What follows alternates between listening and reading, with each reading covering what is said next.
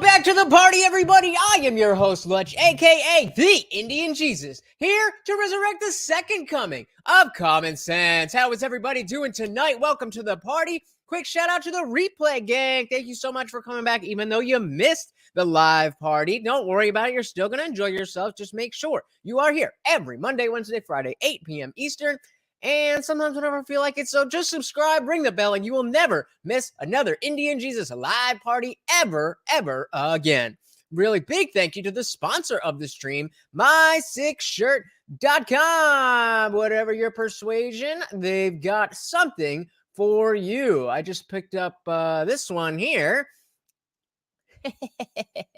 And of course, it is the only place to get your very own, the official Indian Jesus merch, only at my6shirt.com. All right. What is good? Welcome to the party. So we've done a lot with Triggernometry, the podcast Triggernometry lately. We've been doing a bunch with them, and I really like them. I like the guests that they have. I like, their whole setup, but especially after our last experience when we didn't get a lot of pushback, I wanted to explore somebody having them on, or one of the guys, the main guy, on as a guest, and get a little bit more of an idea of who they are. Because there's a lot of good clips with Triggernometry, but that you're not necessarily going to get that just from a single episode. So really quick, you may have, if you're not familiar with my coverage of them, you are definitely familiar with this clip. As always, if you cannot hear the video, please do let me know. When Sam Harris was on.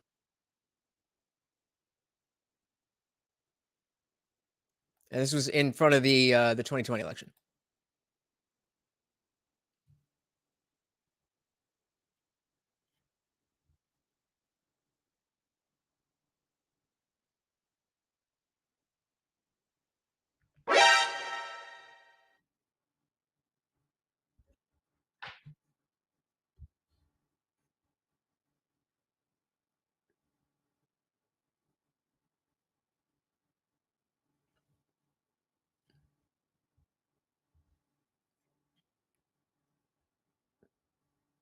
Oh, they didn't put it, but sorry, I thought I found it, but is it not here?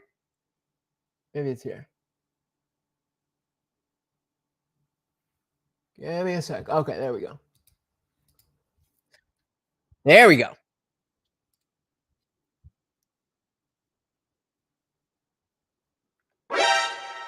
Haram!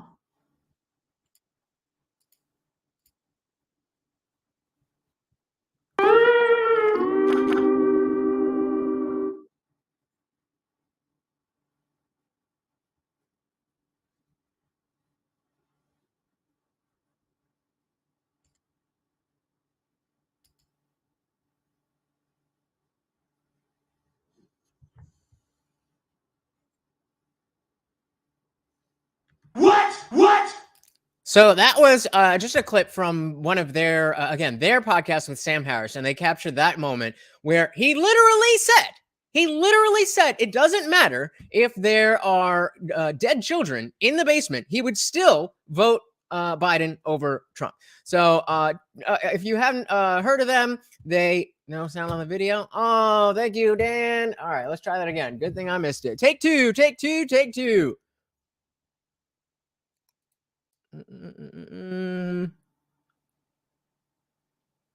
just played it. Okay. All right. Take two. What's up, Dan? Welcome to the party, brother. Thank you for letting me know. Take two. So, yeah, I just told you what he said, but let's listen to it.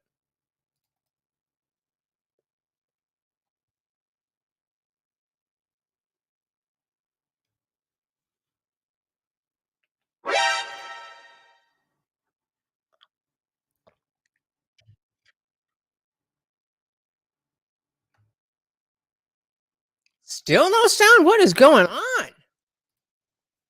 Struggle streaming. All right. Take three. Third time's the charm, baby. Thank you, Dan. I mean, Hunter Biden, at that point, Hunter Biden literally... I'm not playing it any further until we make sure we get this good. I just played a little clip. Did you hear it? because it is not one that you want to miss, especially if you have not heard it before.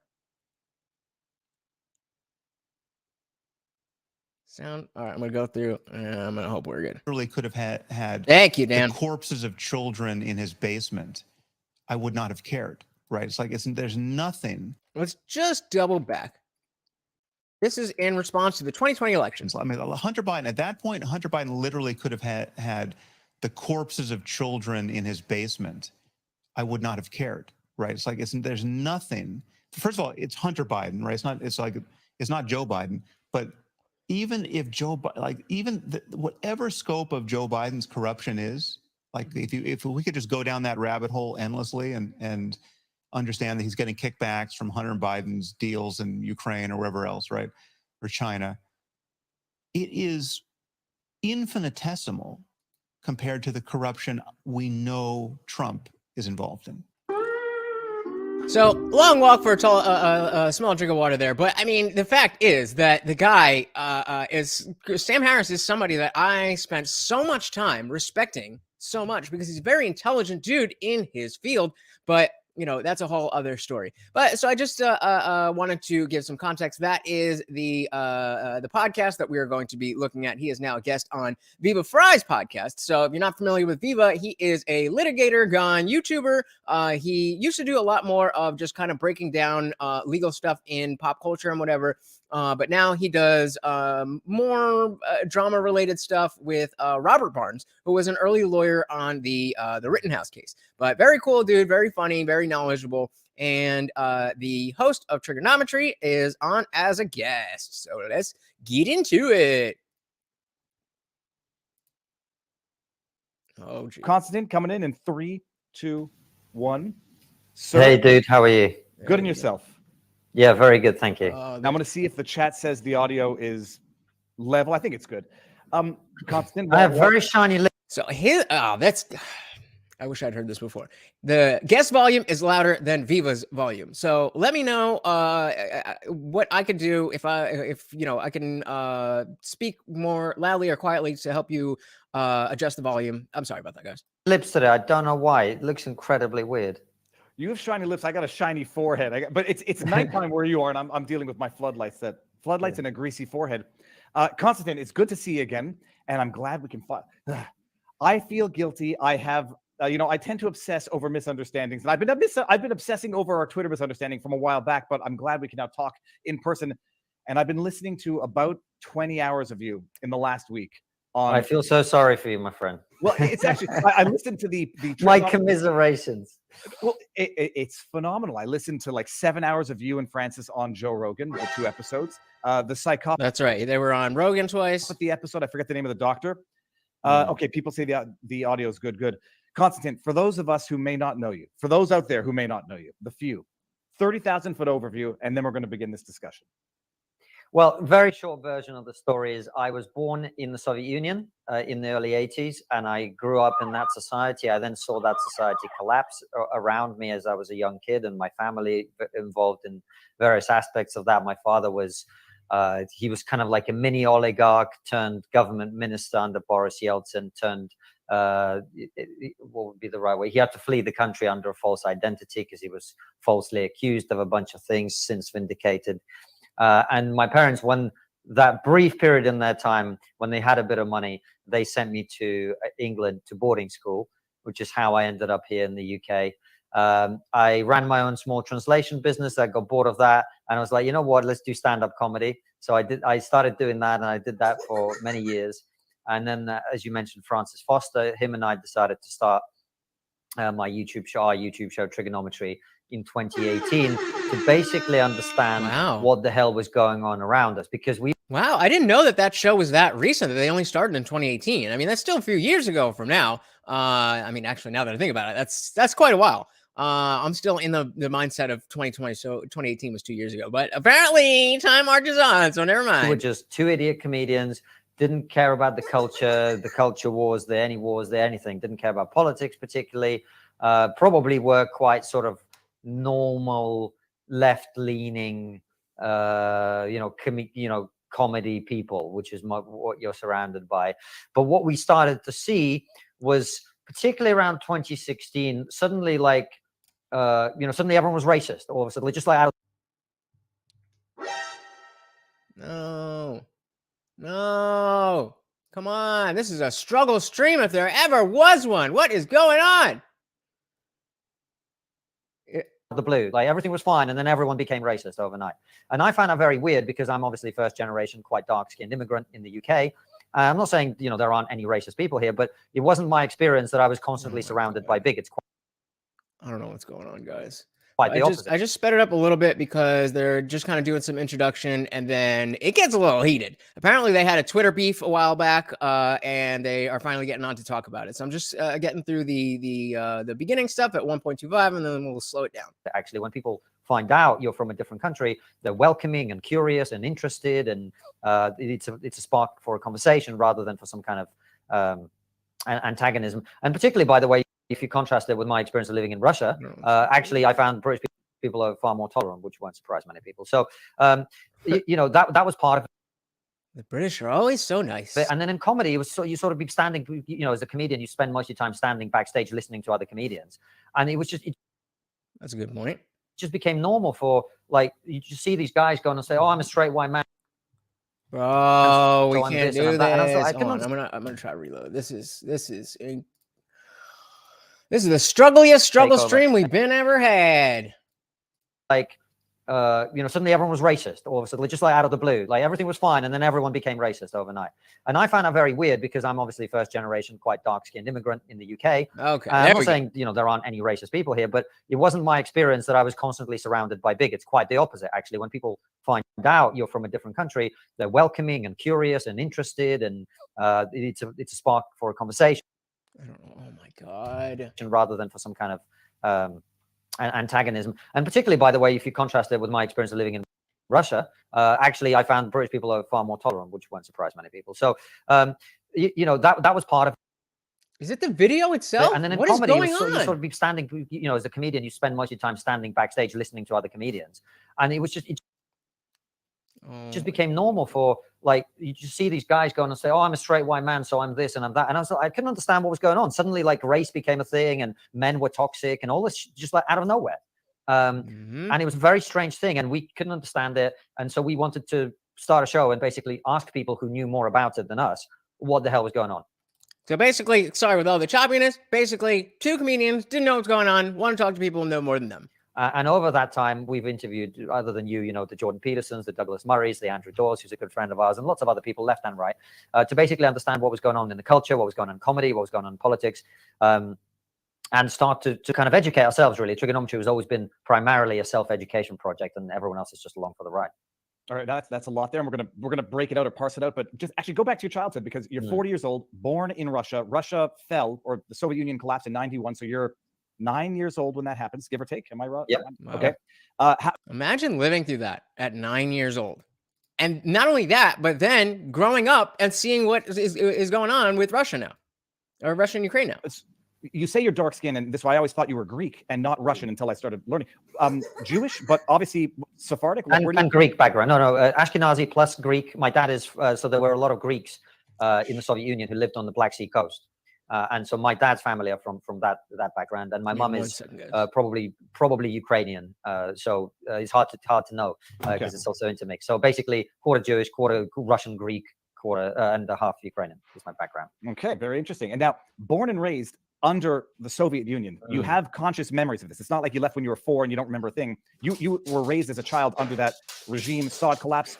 How long went to after school under it as well? This is one of the things I talk about in my book. Sorry to interrupt. Like, first of all, I experienced it myself. My family, going like what we talk around the dinner table. You mustn't say this at school. So I still remember that. And of course, then you talk to, particularly as you know, in Eastern Europe, you have big families. The grandma is always around the table telling stories. So I'd hear all about the gulags and the Stalin purges and all of that when I was growing up as well. So that was also a big part of kind of my connection to the history of the Soviet Union as well. How many kids in the family? Are you an only child? No, I have 3 younger sisters. I have a bunch of aunts who will have a bunch of kids. So like a big family. Yeah. So big family. You're, as a child, literally brought up to say, these are the things you can't talk about publicly, because if you do.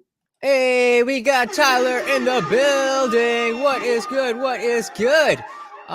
Is this a Naru? I don't know what a Naru means, but this is Viva Fry with the what's his name? Konstantin of the Triggernometry Podcast.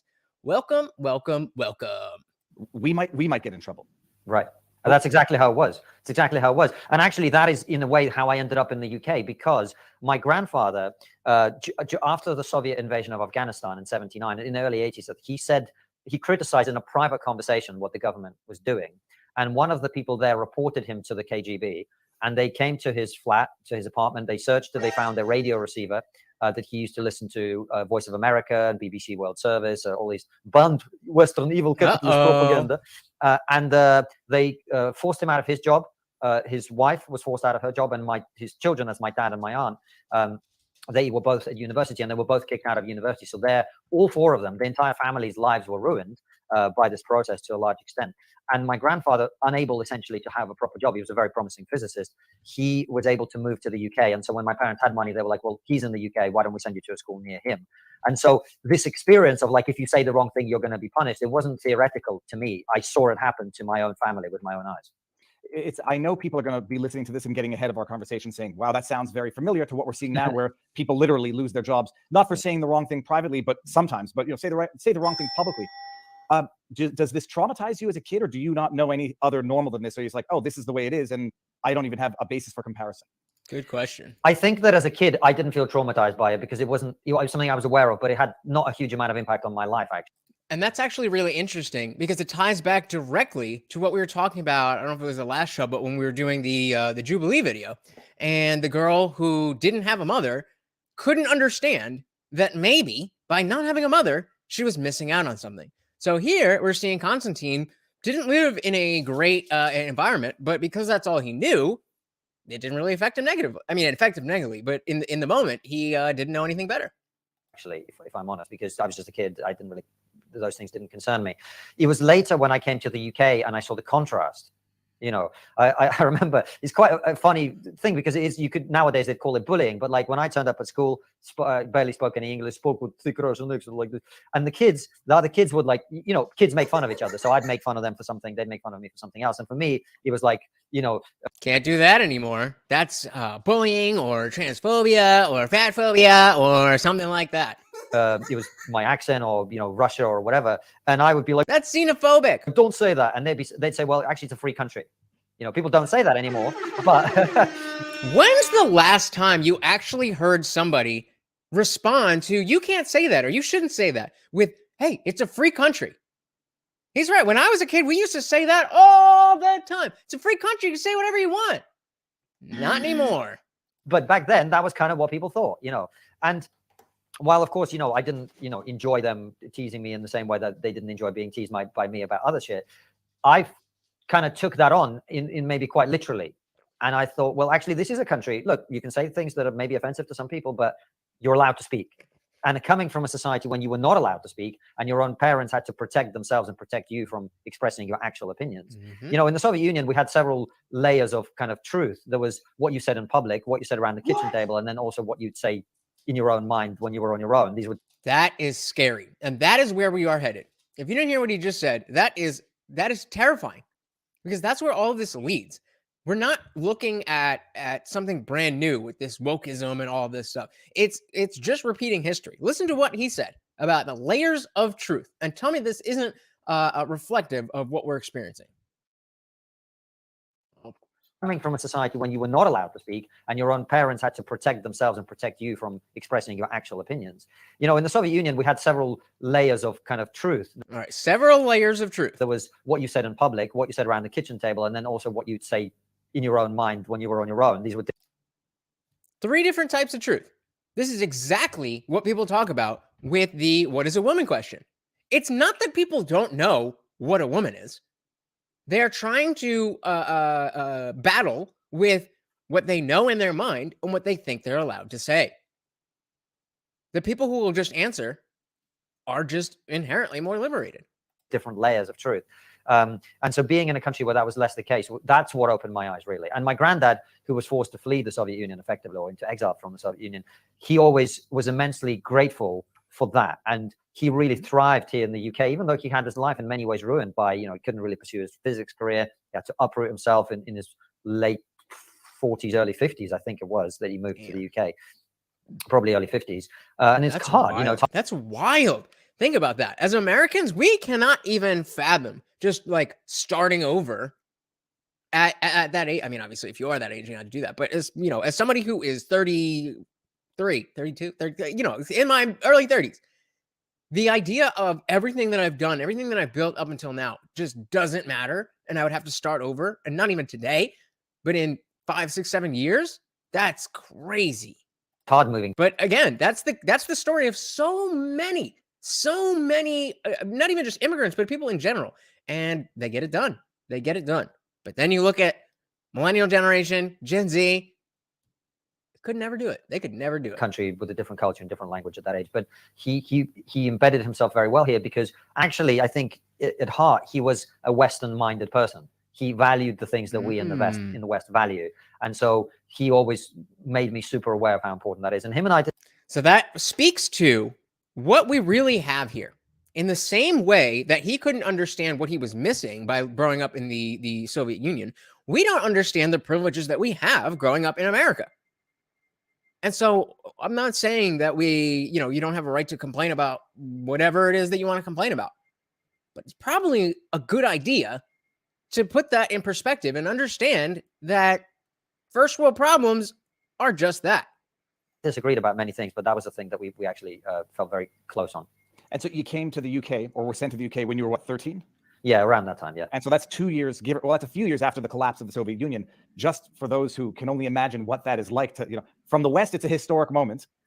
From the East, I imagine it has to be immensely destabilizing and borderline terrifying. What happens when that happens, and what happens to your family? Well, it's interesting that you say that, because it's absolutely true. And I have a piece on my Substack called Why Russians Support Vladimir Putin. And I talk about the period between 1991 and when he comes to power in 1999. And it was a shit show. And people in the West are incapable of imagining. And I'm not exaggerating. I'm not trying to be special or anything. You cannot imagine that. And let me explain what I mean, right? Think about your life right now, your job, your career, your family, your house, your bank account, your... Before he gets to that, guys, I have a huge favor, really, really quick. If you could just take the URL right there, or even better, the share button, just slap that and plaster this all over social media. Let's get this party popping. Savings, everything that you do in your life, your hobbies, everything, right? Imagine that through no fault of your own, one day, none of that exists anymore. Your bank doesn't exist anymore. The savings that you had in it, they disappeared, right? Your career, well, guess what? In the Soviet Union, being a scientist, being in the military, being a teacher, being some kind of public official, these were all highly respected, well-paid jobs, right? All he's describing right now is being canceled. It's already happening here, guys. Early 90s Russia, no one gives a shit about science. People are trying to survive. So scientists went from being respected academics. I literally remember walking to school, and this was normal. I was probably about 10. I would walk for 15 minutes to a bus stop. I would take a 15-minute bus ride, and I'd get on the underground, and I'd take an hour underground ride to my school. That was my journey to school at the age of 10, right? And I remember outside every metro station, every underground station, there would be older people. I mean, they seemed very old to me now, so they were probably about 40 or something, selling their belongings. Selling furniture, selling clothes, selling books, selling anything they could sell. And these were quite often people that, 3 weeks ago were respected people that had a career and a job. And when you say respected, also career job, it's all employed by the state. So if the state was paying them their healthy salaries for government jobs, they were respected. State, it collapses. Your employer, that's it. Let me ask the obvious question. To whom are they selling it? Like, who has money to buy things at this point other than the political elite class? Well, it was also a time of opportunity, right? Because when the system collapses, things have to be built from the ground up. So if you don't have any banks, someone has got to create a bank. If you don't have any private businesses to sell and buy things or import goods, etc. So again, looking at the mirror image of what's going on now and what happened in the Soviet Union, when things collapse, it provides opportunity. And so those who don't have opportunity right now might very well be looking to that downfall because that is their only opportunity. Someone has to do that. And so there was a class of people, and my dad was one of them. Him and his friends started a small construction company, and then a year later, he'd done so well, they bought another company, and then that company started one of Russia's first banks. And that was a crazy time. Like, you can't imagine it. But there was a a lot of poverty, but also a lot of opportunity. And so there were people who could afford to buy these things because they'd come up with something new, they'd adjusted better than others. But imagine you're one of these people, and then the war in Chechnya breaks out. And so if you are, a respected former academic in your 40s, suddenly your son's been sent off to war, and your daughter. I mean, in the Soviet Union, didn't have prostitutes; it didn't exist. I remember in 1990s Russia as a kid, I didn't know what prostitutes were, but I saw these women selling themselves basically on the street. It was normal. You'd be walking along. Oh, so I think he's saying culturally there wasn't something that people understood as those people, but it started along the street. You'd be driving your car, and a woman would knock on your door and be like, $20 for a blowjob or whatever it was. Literally like that. It was insane. So seeing that kind of collapse, you can't imagine how destabilizing that is to people, how destabilizing that is to people's psyches. And guess what? When the shit hits the fan, and as you know, the reason for our misunderstanding was about the war in Ukraine and Putin. I'm no fan of his, but the craving for stability is where his support comes from. So that's what apparently, I didn't see the actual Twitter beef, but they're going to get into it. So, but apparently it was over Ukraine stuff. And so someone coming from Russia and somebody who's really in the weeds with foreign affairs, but from America, it's going to be very interesting. Like I've said before, how I don't really like to talk about the war because I don't really know where to get good information. I feel like it's impossible to actually know, even legitimate sources that I otherwise would trust. Where are you getting this information? How do you know? How do you know it's what, not just what they want you to think? And I mean, that's already the case with a lot of things, but it's much easier with just regular news type stuff to be able to determine, oh, that's fake. That's fake. I could see this happen. We can, FOIA this article. We can check this study, whatever the case may be. But when it comes to a war that is currently a hot war that is currently going on, how do you get information? Hey, we got Mike in the building. What is good? What is good? Said America is the best country on the planet. Not perfect, but the best. 100% agree. Welcome to the party, brother. Just watching Viva Fry with the Triggernometry host, Konstantin. And apparently they had a little Twitter beef about the war, and they gonna get into it. Welcome to the party, brother. Because after 8 years, there was one of the years, and it wasn't even like 91, I think it was 98, inflation was 74%. Imagine that. Imagine that your salary basically gets devalued. That's crazy. By the time, if you get paid on a monthly basis, your salary is worth nearly half by the end of the year what it was at the beginning. Right? That is insane. And so the impact that has on people is traumatic. And so this is one of the reasons that, in the West, we think democracy and liberty and freedom, these are great things. But to a Russian person, to many Russian people, not all, of course, but to many Russian people, that is what they think about when they think about democracy. That period. That's what democracy is. Chaos. Absolute chaos. The end of your life as you know it. That's a very, very interesting thing to understand, that people outside of America associate the idea of democracy with what American democracy has done, or what trying to implement democracy has done, and not necessarily the actual process of democracy. Very interesting. Very interesting. Misery, poverty, the suicide rate was insane. Drug addiction was insane. Emigration, the brain drain. Millions of people died or left Russia in that period of time. The population fell significantly during that period. It was extremely traumatic for people. Kind of like America now. It was a very, very chaotic period, and I remember as a kid.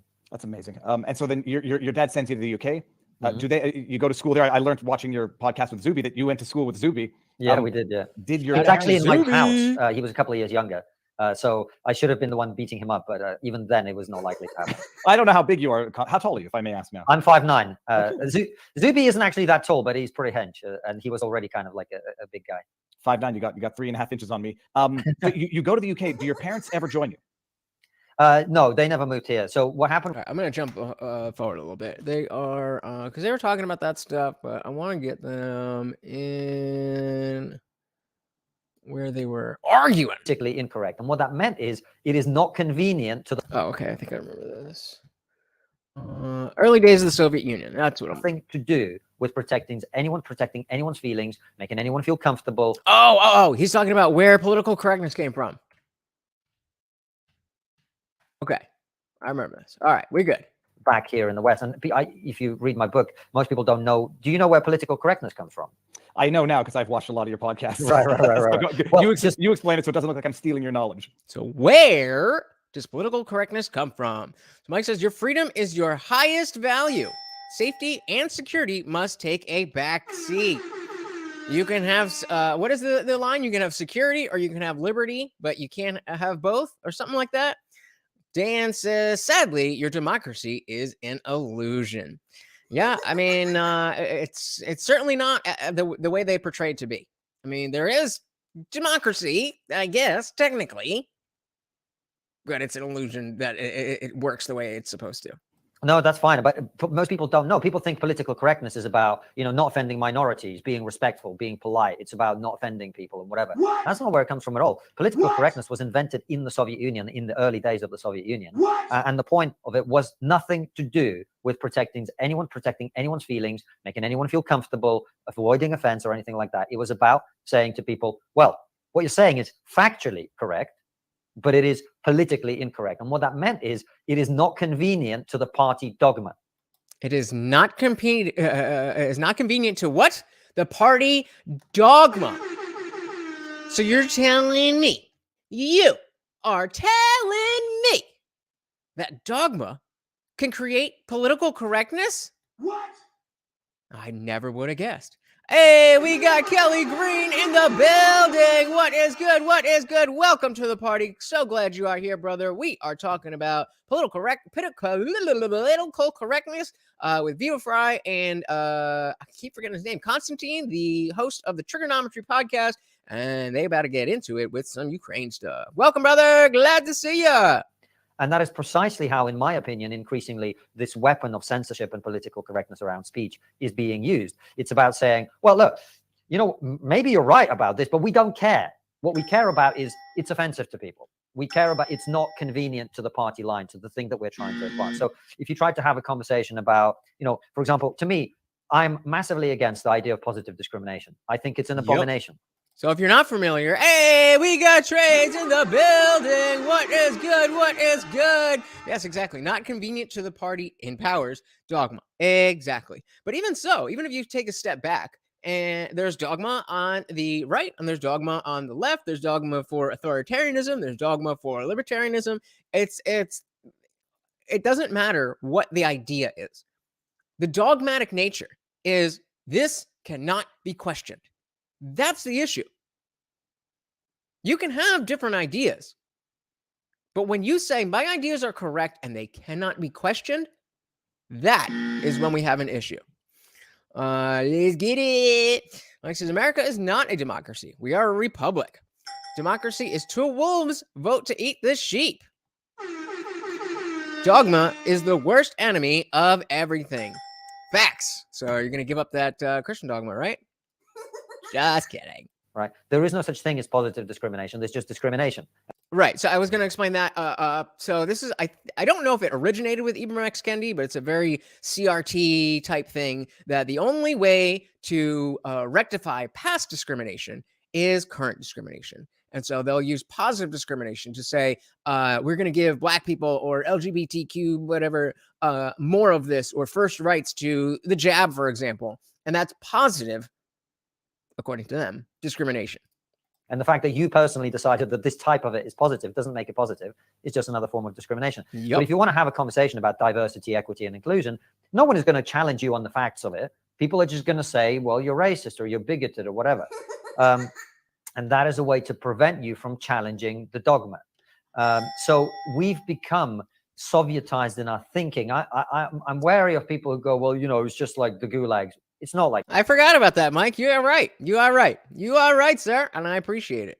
Not that, you owe it to me, but I appreciate the conversation we had, or the number of conversations we had. Like what it is a way of thinking that leads potentially down that path. So I'm not happy about the direction of travel, but also, of course, we shouldn't lose sight of the fact that we're still the freest people in the history of the world. Yep. This is true. And I say, like, the dismissing of the comparisons because they're not identical. Well, that's a cheap way of actually getting out of recognizing the patterns, because you compare because they're not identical. It's the necessary definition of a comparison. And people sort of tend to think that Nazi Germany, Soviet Union is only characterized at one point in time, ignoring the lead up to it, where you can find a lot of similarities in the lead up. That's, if you remember Gina Carano. Does anybody remember why Gina Carano got canceled? Gina Carano was the girl who was in The Mandalorian. She was an MMA fighter way back when, like before the Ronda Rousey age. And she was working with Disney. She tweeted or posted something on Instagram, got fired, and now is in movies with the Daily Wire. Anybody remember?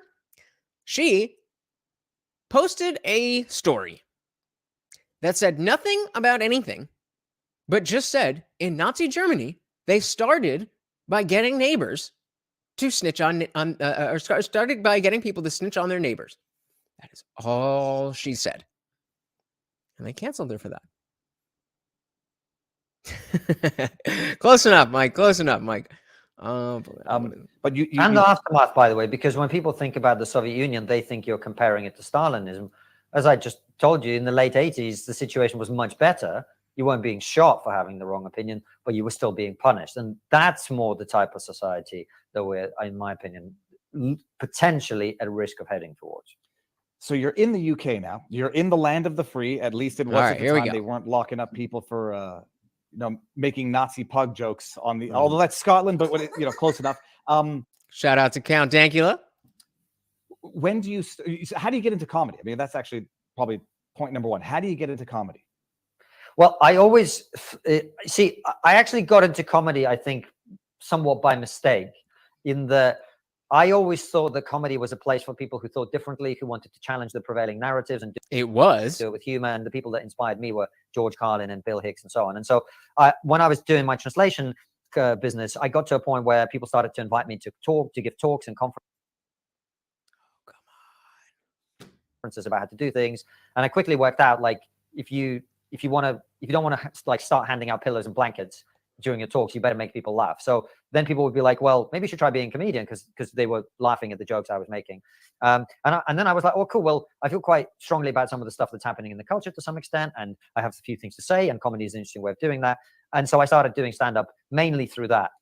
And that's a great way to talk about these things. I mean, Bill Hicks and like George Carlin, Richard Pryor, all of these guys were very poignant in talking about political issues in a way that nobody else was able to do at the time, because they were comedians. And just the fact that they were stand-up comics didn't make what they said any less true. It just the added element of humor made it more palatable for people.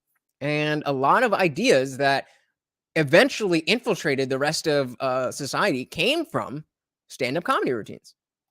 And then quite quickly discovered that that isn't what the mainstream of the comedy industry, certainly in the UK, is about at all. It's massively conformist, extremely woke, way more woke than society in general, and very kind of there is an ideology and you will follow it to be kind. That's kind of how I found it, which was to me quite a shock, actually.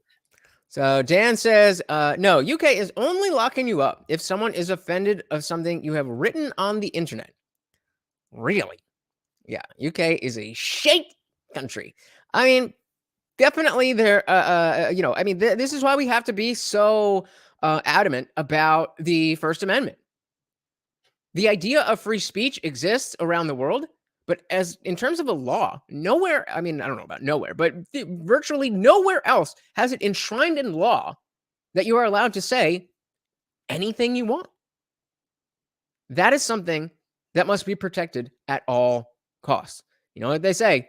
First one's first, second one's there, just in case the first one don't work out. And so I've ended up, during the pandemic, I stopped doing it because trigonometry started, took off, and it started taking up so much of my time. And now we do 3 live streams a week, which is me and Francis, joking about what's going on. We call them raw shows, and it's super edgy, offensive satire of the comedy of the day, of whatever news articles and whatever is coming up. And I'm really at home doing that. Whereas stand-up, I think it was kind of a transitionary career for me. It wasn't quite the right fit.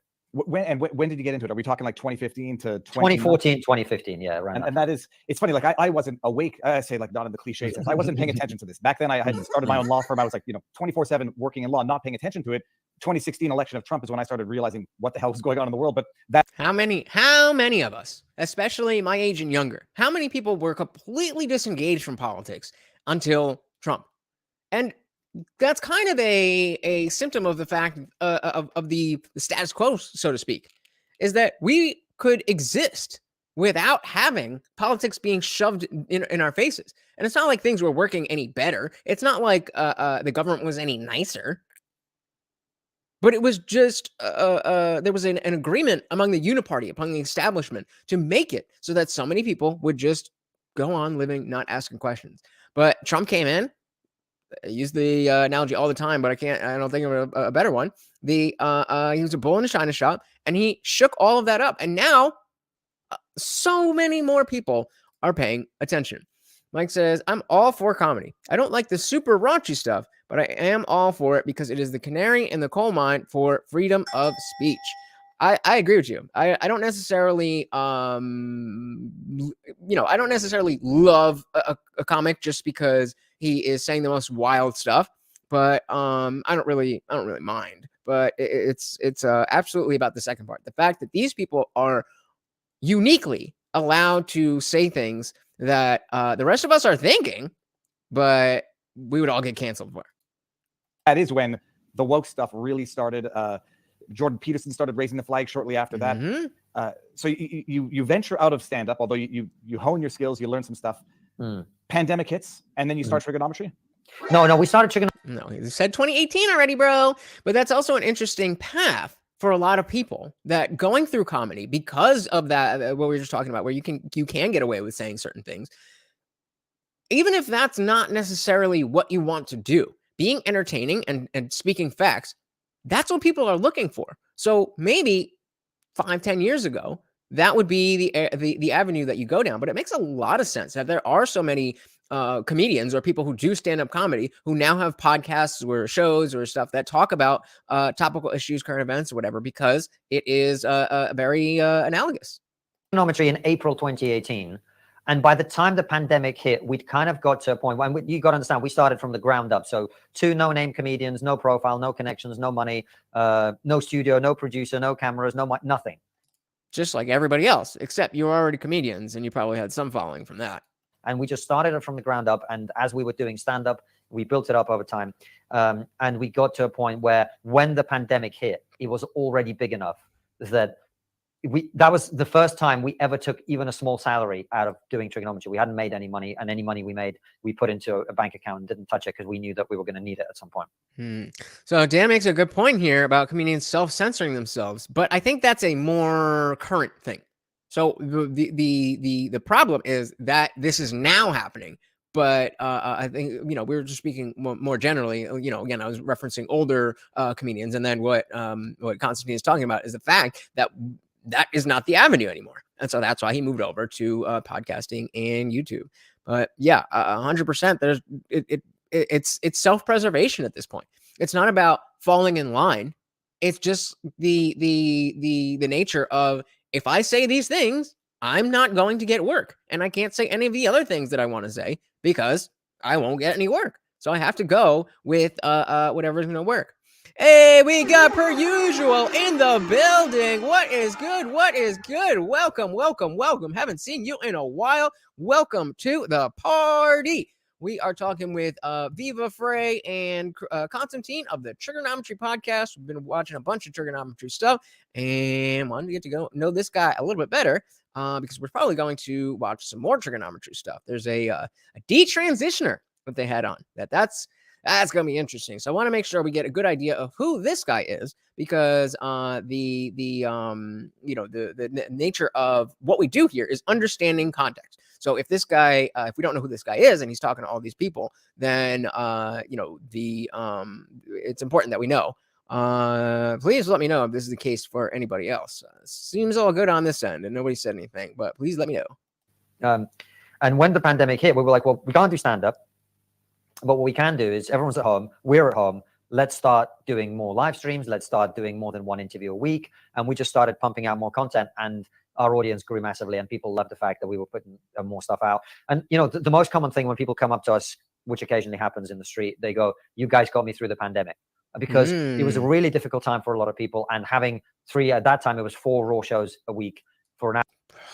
If I had started this channel during the lockdown, that is the biggest thing that I kick myself for, is not starting earlier. If you are out there right now thinking about starting a channel, do it today. After this, stay here and watch this. But then start it immediately. That is the number one thing that I hear from YouTubers. Start earlier.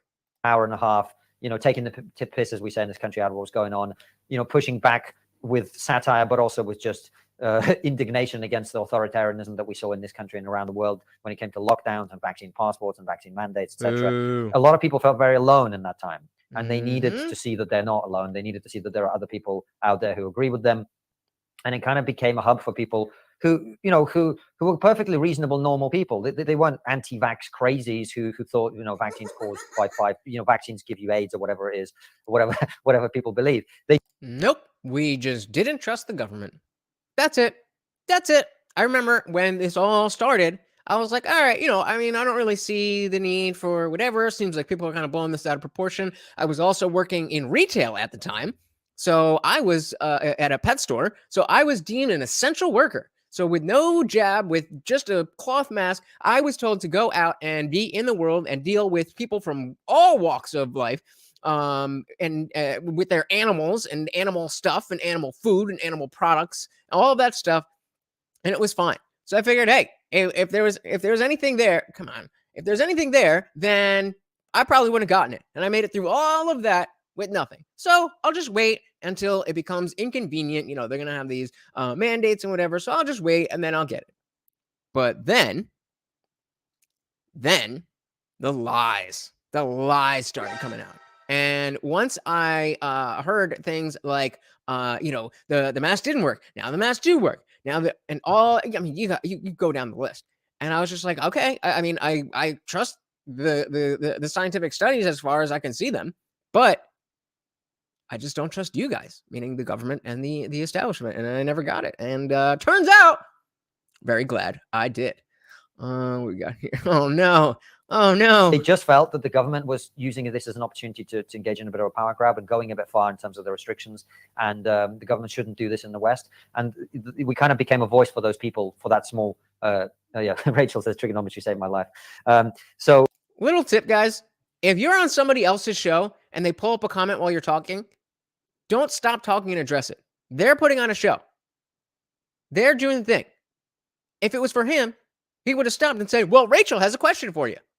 Just a little tidbit. I hope that's not true, because that is a very sad statement, Rachel. No, you know what, Konstantin, like people, first of all, people were going crazy. I think in a sense, if people want to say I've gone crazy publicly over an extended period of time, say it. I can understand people viewing it that way, because I didn't look like this and I didn't think like this 4 years ago, but the world wasn't off the flipping rails 4 years ago. I said, me too. I had a nice short haircut, a fade, all that. Not anymore. I didn't see neighbors calling in the police because their other neighbor was outside too close to someone in a park 4 years ago. And people needed an outlet, and people needed someone who, I hope kept things in the realm of reality or in the realm of digestibility. And I know you did that. And so it's people mean it. It's no.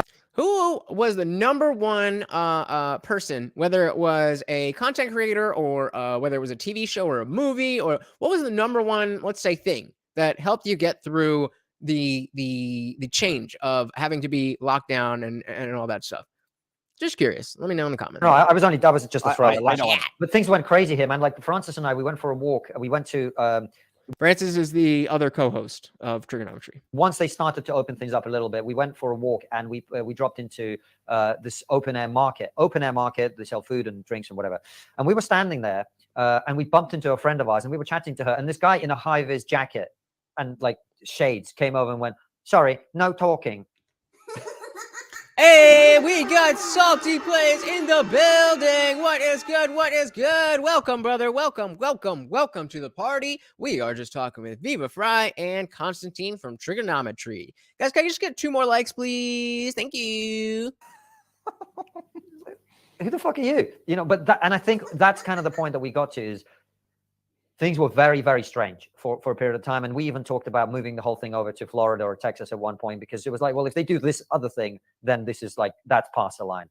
Thankfully, we didn't go as far as as that. But yeah, man. So we already had something before lockdown happened, and during lockdown, we made it a full-time job for everybody. And now we're at a point where we've got about 10 people working for us. We've just built our own studio from basically the ground up. Nice. So they got 10 people working now. So producer says masks do work, like the N95, but not the cheap cloth masks. Yeah, don't worry. We were struggle streaming before. Knock on wood. Seems like we're good now, but don't worry about that. But yeah, even the the N95 masks were one person wearing a N95 mask provided more protection than two people both wearing a regular cloth mask. The other main thing that was never talked about was that a cloth mask right out of the package is definitely going to stop stuff coming out of your mouth. I mean, put your hand in front of your mouth and spit and see what happens. It's going to be on your hand. The problem is that people didn't wash them, myself included. But I wasn't, I didn't believe all this stuff. So I would just take the same cloth mask for the entire time, stuff it in my pocket whenever I need it, plaster it on my face. My face would get all itchy, and nothing happened. Mike says the grocery store stayed open, and I didn't see all the checkers and baggers dropping dead of. Yep, that's exactly. I was working retail because I was still in dog training, but obviously they shut down the dog training program, but because I was working in a pet store, because the pet store itself was an essential business because pets got to eat. Then I was just there, and all of this is why I was like, okay, I mean, seems bad, but I'm out there 8 hours every day dealing with people. And it's not like things were slow. People were coming in and stocking up. So there was a lot of people, a lot of different, and I mean, yeah, we had hand sanitizer and all this stuff. That's not the point. The point is that you were fine with me being out there with no protection for myself when I was serving you. But as soon as you wanted to feel protected, even though you got jabbed, you still wanted to control my life and my medical decisions. Not gonna happen. Per usual says cloth mask can actually get you sick. I agree. You got to clean those things. If not, you're just breathing in your own germs. Yeah, and not just clean, sterilize.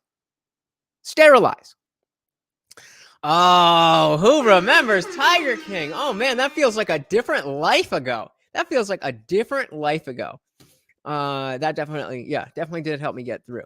And that's right when, I've told the story a million times about how, I started dating this single mother walking red flag right at the beginning of lockdown. So there was a lot of red pill stuff that got me through. Thankfully, I didn't get too stuck in there like Sneeko, but it definitely helped me through. What about anybody else? What helped you through lockdown? Not quite the ground up, but it was an empty room that now has walls and lights and all this stuff. So it's exciting time. It's a really exciting time. Yeah, you got the neon light in the back. That's I think my next investment above and beyond my my former license plate. Hold on, let me see. That was my Quebec license plate. Best $300 I ever spent. So you've had some like amazing guests on, and the one I want to get to one because the Sam Harris meltdown, and we're going to get to the speech at Oxford, and then we're going to get to international stuff. The Sam Harris meltdown was the one that we saw at the beginning. If you did miss the beginning or you didn't see the clip at all, during the right before the 2020 election, Sam Harris, some supposed to be super intellectual dude, said he wouldn't care if there were children's dead bodies in Hunter Biden's basement. He would still vote for Joe Biden because that doesn't matter. Crazy. Producer says, I know who he was, never watched the show. All I know is the song about him, and supposedly his wife fed him to tigers. Yep. Video games, music, and definitely the latter. Yep. But hey, so you just got to keep going. Nice. Conflict of Russia to bring everything back. Okay, Sam here Harris, we go. when that interview occurs, like you're a good person. I don't think you have a malicious bone in your body. You don't conduct an interview with the intended purpose of destroying someone or when that's happening. And I zoomed in on your face, and I think I'm a pretty decent judge of character. Were you flabbergasted by where that interview went with Sam Harris? And did you digest or compute in real time what was going to happen as a result of this podcast? So the second part, no, because I didn't. The number one rule that we have at Triggernometry is it's all about the guest. We want you to come on Triggernometry and have a good experience. That is how a lot of people want to run their shows, and people don't, viewers don't understand that. Not every show is meant to bring on somebody for an argument.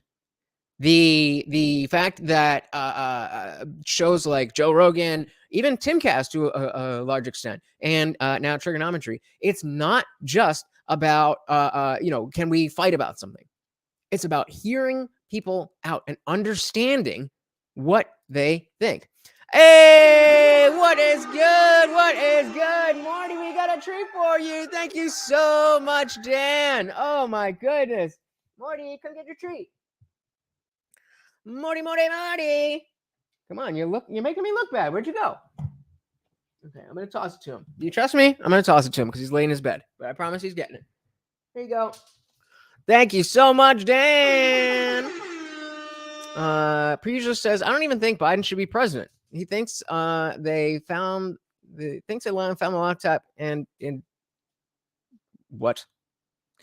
Yes, shout out to Dan. Thank you so much, brother. I really do appreciate that. And that is going right back into the channel to make things better for you. That's again, just if you guys haven't heard, my goal is to be a full-time streamer. I want to be able to stream and drop regular videos every single day for you guys, and I want to get better at it. I want to be doing more than just this. I want to bring back the book, all of that stuff. As long as I am making enough to pay my bills and eat, I don't need to be living in luxury. I just want to sit here and do this every day. So thank you again to Dan for helping me with that goal. And here we go. We'll give him an extra one since he popped up here. There you go. Say thank you, Dan. All right. Thank you so much, Dan. And so to see what happened to Sam, even though I disagree very strongly with what he said. So again, just real quick, he was saying, we're not bringing guests on to make fun of them or argue with them. They just want to hear them out. I am not happy that that's what happened. And I've made that clear a number of times. And Francis and everyone here feels the same way. I'm grateful that Sam gave us the time. He's a busy guy and with a big audience, and he didn't have to do that. He was very generous with his time. We had a lot of tech issues on the day, and he was very patient. Really, he was a really good human being. And so to see him being, mobbed in that way didn't give me any pleasure whatsoever. I got a lot of pleasure out of that. Especially as somebody, again, I was a huge fan of Sam Harris because he was one of the new atheist guys. So his book, Waking Up, A Guide to Spirituality Without Religion, is one of my favorite books and continues to be one of my favorite books. He is in his lane when it comes to neuroscience and religion and stuff like that. He is a genius. The problem is there's so many people like that they know so much about one thing that they think they know everything about everything. I mean, honestly, Trump's kind of the same way. He's good in business, but he was not prepared for being in office. And that's it'd be very interesting to see if he does get another presidency. I think he's going to do a lot better, but that's a whole other conversation. And I wasn't, because I don't think in that way, I wasn't thinking, oh, this is going to go viral. I was just thinking, wow, Sam is kind of like, he's kind of gone in a direction that I don't agree with, like badly. Trump derangement syndrome. Orange man bad. That is all these people think. And I don't know if you watched the full interview, I actually wanted to move on. And he was like, no, let's talk more about this.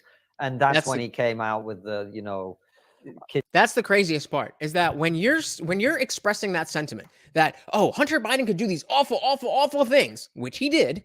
I mean, not those specific things, but he did do awful things, that I would still vote for the big guy, who is not only his father, but is directly enabling all of this to go on. So if he's going to treat his own son like that, where do we fall in? What does he think of us? So I just thought that was insane. Kids in the basement and all of that. But even the kids in the basement is just a metaphor. People made too much out of that for my liking, but it was what he said. I disagree, because Sam Harris is extremely deliberate with the words that he uses. I listened to his podcast for years before Trump, because again, he got TDS. And then he used to talk about the meaning of time and all these philosophical things that were so interesting. And then everything became about why we need to vote for Hillary Clinton because Trump is so bad and this and that and that and that. And I couldn't. I tried a year later to go back and listen, and it was the same thing. I'm like, what are you doing here, bro? Is this the so Preacher says, I'm surprised anyone supports Biden with all the things found in the Twitter files and with all the Hunter Biden stuff going on. Well, unfortunately, most people are not paying attention to that stuff. They just don't know. They think, oh, it's Joe Biden, the guy who was with Obama. Must be good, right? And that's as far as it goes. Hey, we got Liquid Mineral Factory in the building. What is good? What is good? Welcome, welcome, welcome. So the same arrogance and dismissiveness he showed towards religion and religious people, he showed towards the people who voted for Trump or questioned the Rona narrative. I have to agree with you there, even though I don't have any issues. Well, let's not say any, but by and large, I don't have any issues with the way that he addressed religion and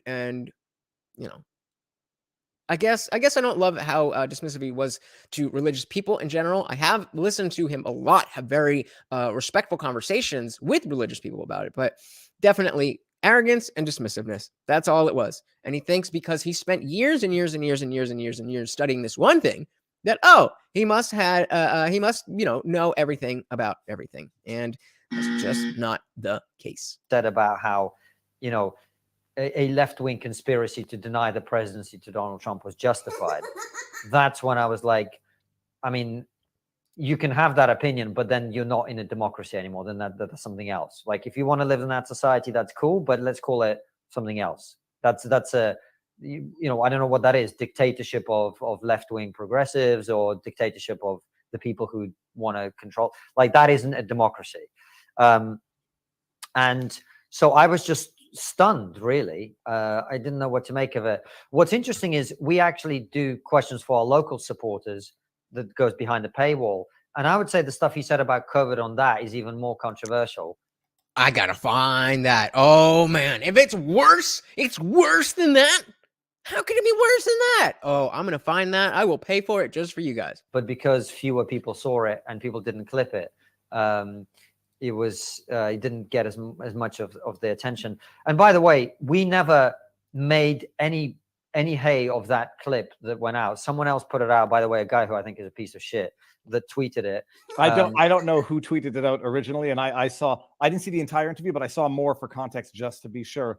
But yeah, sorry, just yeah, this is fine. So the guy that tweeted it, they don't have very good chemistry.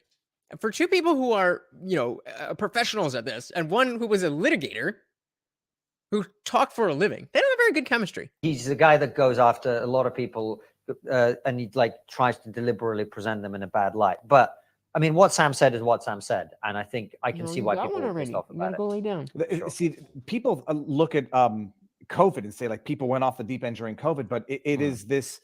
I don't want to say Soviet, but Soviet-esque or fascist-esque or censorship-esque stuff. It started well before COVID, and then COVID was what really ramped it up on steroids. But it started with Trump, where, they don't even care about these filters. They're just saying all the words. The ends justified the means. And anything could be justified in order to prevent what was being falsely depicted as a catastrophic Nazi in the White House. And it started then, and it's Sam in that clip showed, and in subsequent clips showed the mentality, which I think is emblematic or symptomatic of the time, but started back in 2016. Have you spoken to Sam since that interview? Yeah. So the first thing I emailed him was just to check in and make sure he was okay, because I know how painful it is or can be if you're getting mobbed and attacked by loads of people. It's not an easy thing to deal with. Liquid, I want to come back to this. So he actually was very magnanimous. He said, "You guys did a great job. Thanks for having me on."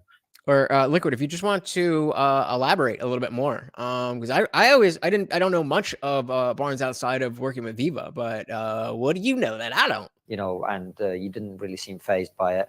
And then we also had another chat about him potentially coming back to talk about Twitter files and why he left Twitter and whatever, and he wasn't interested, but I'm sure we'll have him back at some point to talk. He wasn't interested because he doesn't have a good reason for leaving Twitter. He got mad and rage quit, and now his ego is too big to have any, and he definitely could, rationalize some stupid, virtuous liberal thing about, now that Elon Musk let Trump back on or something like that, but talk about other stuff. But I agree with you. Look, I think COVID broke a lot of people's brains left and right. And one of the dangers of emotional dysregulation of that nature is it causes threat misassessment. Mm-hmm. And if you threat misassessment, meaning thinking that something that's a big deal is not a big deal, or thinking that something that's not a big deal is a really big deal.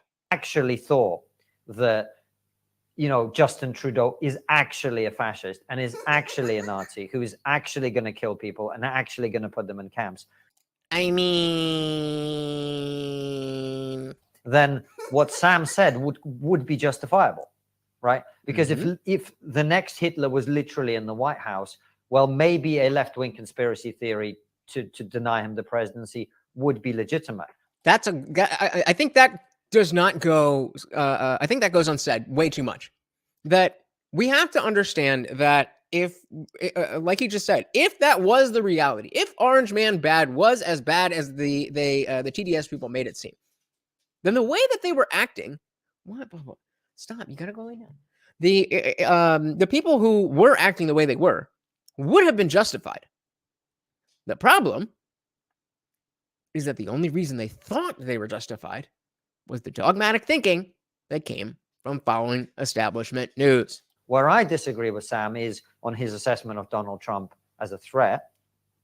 And I think the bar for conspiracies to deny the presidency in a democracy should be so high that the guy literally has to come out, quoting Mein Kampf and doing the Nazi salute before you get to that point.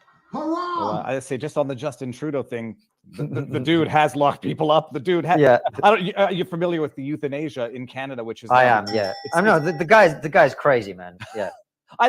So before they go on, Liquid Manufacturer says someone I really like has also called him the dumbest attorney in the world. So I mean, I don't know a lot about law. I follow Viva. I watch him with Barnes, and then of course I'm a huge fan of the lead attorney. But very interesting. I whenever he spoke, it seemed very on point. It seemed very knowledgeable. But again, I'm not an attorney, so I wouldn't know one way or the other. Hey, we got Indie Film in the building. What is good? What is good? Welcome, welcome, welcome. Says Justin is a bit of a fascist. Trump was quite the opposite. Yeah, definitely agreed. Definitely agreed. Welcome to the party, brother. We are watching Viva Barnes and Konstantin of the Triggernometry Podcast, one of the podcasts that we've checked out a lot. Want to make sure we get a deep dive on him so that when we watch other Triggernometry podcasts, we know what's good. So Mike said all the left loved Elon Musk 3 years ago, and now he's the enemy of the state. Yep, because it's not about him. It's about the story, the current thing. I support the current thing. When the current thing is, these electric vehicles are doing great, then I support that. When the new thing is, Elon's a fascist who's taking over and quelling free speech. I'm against that. Stand up for something. Stand up for anything, or you will fall for anything. I think it's a bona fide psychopath, like a clinical. Jordan Peterson has more, psychological training than I do. Right. But I don't defer to him. I defer to my own assessment here. Okay, so it's very interesting. Were there other notable, what's the most notable interview you think you've given on Triggernometry that you've had that you can think that of we've done with yeah. Well, we've had Jordan Peterson on a couple of times. I think the one that's got the most views as an interview is our interview with Posey Parker, who is a women's rights campaigner this was early days. So this was probably late 2018, early 2019. I'm pretty bad with dates, but something like that. And this is at a time when the trans conversation wasn't being had anything like the way it's being had now. And it was an interview that the title was Trans Women Aren't Women, which was like explosive at the time. YouTube took it down, called it hate speech. Politically incorrect, Konstantin. Right, exactly. We kicked up a big stink in the newspapers here, and eventually got reinstated. And Streisand. There you go. Once something gets suppressed, it gets huge numbers. Yep. And it was good because when are they going to learn that? When are they going to learn that the Streisand effect is real? And when you try to keep things away from people, all that does is not only make the people who already know about it want it more, but it creates a conversation where more people who never would have thought about it or looked at it or whatever in the first place are now into it. It doesn't, banning, censorship, all that stuff does not work. See me and Francis, two fairly liberal-minded comedians who've never thought about this issue very carefully, who know it's a minefield, who know that this is a risk to their careers. And we are trying to talk to her, but we're also principled people who are interested in the truth. So this lady comes in, she's very polite, she's very sensible, she's basically dropping truth bombs left, right, and center. And we're like, and we're trying to like survive our way through the interview by at the same time being intellectually honest, but also trying not to get canceled. And you can see two people change their minds in real time. Wow. So it's a kind of piece of trigonometry history that will always stay with us.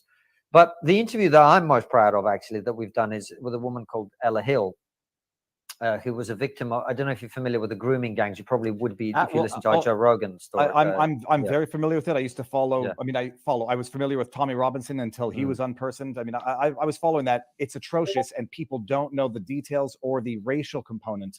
A racial component in terms of the politicizing of it. Someone's going to snip and clip that out of context. But why the scandal was buried was for political correct racial reasons, which most people don't know, and it's elaborates so that people's minds can be blown. So basically up to 500,000 women and children, young girls, were sexually abused by groups of men in this country over a period of 40 years. These crimes were racially aggravated in that these men were mostly from a South Asian background, so Bangladeshi and Pakistani background, and Them damn Southern Asians. they were targeting Talk about clips. specifically white, local, and Hindu girls almost invariably. Mike, I could not agree with you more. I want liberals to start standing up for liberal stuff again. They think they are. They think they are. That's the problem. It's not that they've become these evil, well, I mean, they have become evil, but it's not like they still think they're doing the right thing. They think that they were talking about before about positive segregation or discrimination. They think that is liberal. It's straight up authoritarian. Again, this is why we know that people on the right understand that the people on the left are widely misinformed, whereas people on the left think the right is evil. So these were racially aggravated crimes. If you target other people because of their race, that's a racially aggravated crime. But instead of being treated as a racially aggravated crime by racist men who were sexually abusing women and children, it was covered up by the police, by social services, by the government, because of fears of being, seen as racist, being a problem for quote-unquote diversity, etc. And we see that now. We see that especially in places like, San Francisco or San Diego, or both maybe, as well as New York City, when they're changing all the rules about stuff, low-level crimes, they're getting rid of bail. You're just creating a criminal haven. The best country in the world, the richest country in the world, the most free country in the world is becoming a haven for criminals. Doing great job. A gigantic scandal. And we had one of the victims on the show talking about this. She's anonymous, so you can't see her face. She's a wonderful woman, very beautiful person inside and out. And, it's a brilliant conversation. And what's weird about it is we're talking to a survivor of gang rape, basically. And it's funny. It's a funny conversation. That's all credit to Ella, because she plays along, and we're making jokes with her because we know that we can. Shout out to her. Shout out to her. If you can be somebody who has gone through something terrible and turn it around, and not only in your own mind be able to make light of it, but to be able to make light of it in a way that's going to help other people. That's great. And that's kind of, to me, that's what sums up our show. We want to talk about difficult subjects, but also with enough levity that the conversation can actually be had. That's right, Mike. That is me. That is exactly me. I was a classical liberal. I used to hate the words conservative, Republican. They were dirty words to me. And I haven't really changed that much. I learned a little bit more about guns, and I'm a little bit more cautious in terms of, you know, the LGBT stuff. You know, in 2013, I was like, yeah, of course, marriage equality, as many of us were, because we thought that the slippery slope argument was a fallacy. But we were wrong on that one, weren't we? Without getting too far into it, because this is in and of itself like a show on its own, the racial ethnic element to that, which could have caused some problems to political correctness, was there not also an element that there were people in the police people in parliament, people in high positions that were also benefiting, for lack of a better word, from this ring of human exploitation, and they were covering up for prominent figures in high positions? Hey, we got no freedoms in the building. What is good? What is good? Of course you don't believe women. Who cares? I care. That's who. Welcome to the party, brother. I'm not aware of that. When you say benefiting, in what sense? Do you mean participating? Participating clients, like participating. I'm not aware of any of that. I think that. Wait, I missed what they were talking about. Of human exploitation, and they were covering up for prominent figures in high positions. I'm not aware of that. When you say benefiting, in what sense? Do you mean participating? Participating clients, like participating. I'm not aware of any of that. I think there was one guy who may have had some tangential involvement, but I'm not sure that is the case. Okay. Yeah. Have you ever had Tommy Robinson on? Oh. Okay, so this is the political correctness around that. There was a tweet that went that was retweeted that went viral that said, "Bury the story because it's going to make certain ethnic groups look bad." Well, the exact quote was, and it's worth repeating exactly, was. So I think I think they're getting into the Twitter beef that they have. It does pick up. I promise, guys. I was watching through this, and we're getting to that part. These girls need to shut their mouths for the sake of diversity. And there was nothing ironic, sarcastic, dark humor in that. And a Labour MP retweeted it and then deleted her retweet. How dare you? You never with Twitter, you know, I'm not defending that tweet, and there's no but to it. It's actually just going to be the segue into the next part of this discussion. Twitter, it's very difficult to read sarcasm sometimes. It's very difficult to read. I had the thought the other day, like when it comes to human interaction, sometimes you can say the same thing and do the same thing in a loving manner or in a hateful manner, and you know the difference in real life. But when it comes to the written word, you can't tell the difference. That, I am convinced, is a purposeful thing with the how Twitter is structured. There is no way that the developers and designers or whatever, coders, whatever it is, who work on Twitter had in mind, how can we make these conversations as easy to maintain as possible? The exact opposite, in fact. They must have said, how can we make this as difficult as possible so people keep fighting? Agree or disagree? So people want to know your position on Russia-Ukraine war. All right, here we go. Here we go. Instead of me saying what I think it is, this is like the good time just to you flesh out, explain your position on this. And I want to try to like bring it back to the West turning into the East. And then maybe some people thinking the East becoming more West than the West is at this point. Your overall take on this, given your background, what is it? So again, I've said before, but I don't really like to talk about the Ukraine-Russia war because I don't really know where to get information. But Viva's from Canada, and Konstantin he lives in the UK now, but he is from Russia. That latter point is a myth, and I think a lot of people have gone so far off the deep end. They think that Putin's Russia is this great sacred Christian, the savior of Christendom. I mean, that could not be further from the truth. Really? People think that? I'm seeing Ukraine flags all over the place. I'm not seeing Russian flags in bios. I'm not saying go Putin or anything like that. My position Are you guys? is very simply this. I believe it is in the West interest to prevent the irredentist Russia from expanding ever further westwards. I understand the argument about NATO expansion provoking Russia, but what people never seem to think about is, okay, let's say NATO didn't expand after the collapse of the Soviet Union. Latvia, Estonia, Lithuania, Poland wouldn't be part of NATO. Do you think that they would still be independent countries? They wouldn't be. This is what Russia does every time that it's able to centralize and coordinate power. So he's saying the countries since the fall of the Soviet Union that have been brought into NATO, he's positing that Russia would have taken them back if they weren't in NATO. Maybe, maybe not. Not a reason, in my opinion, for my tax dollars to go to what they're doing over there. But again, he's talking about the interests of the West, not necessarily saying America should do anything, but he's saying the interests of the West would be benefited by having those countries in NATO. It looks outward, and it looks to recapture territories it sees as its own, or as being in its sphere of influence. So my view is that it is in our interest, particularly in the interest of the United States and the UK, to prevent Russia from doing that.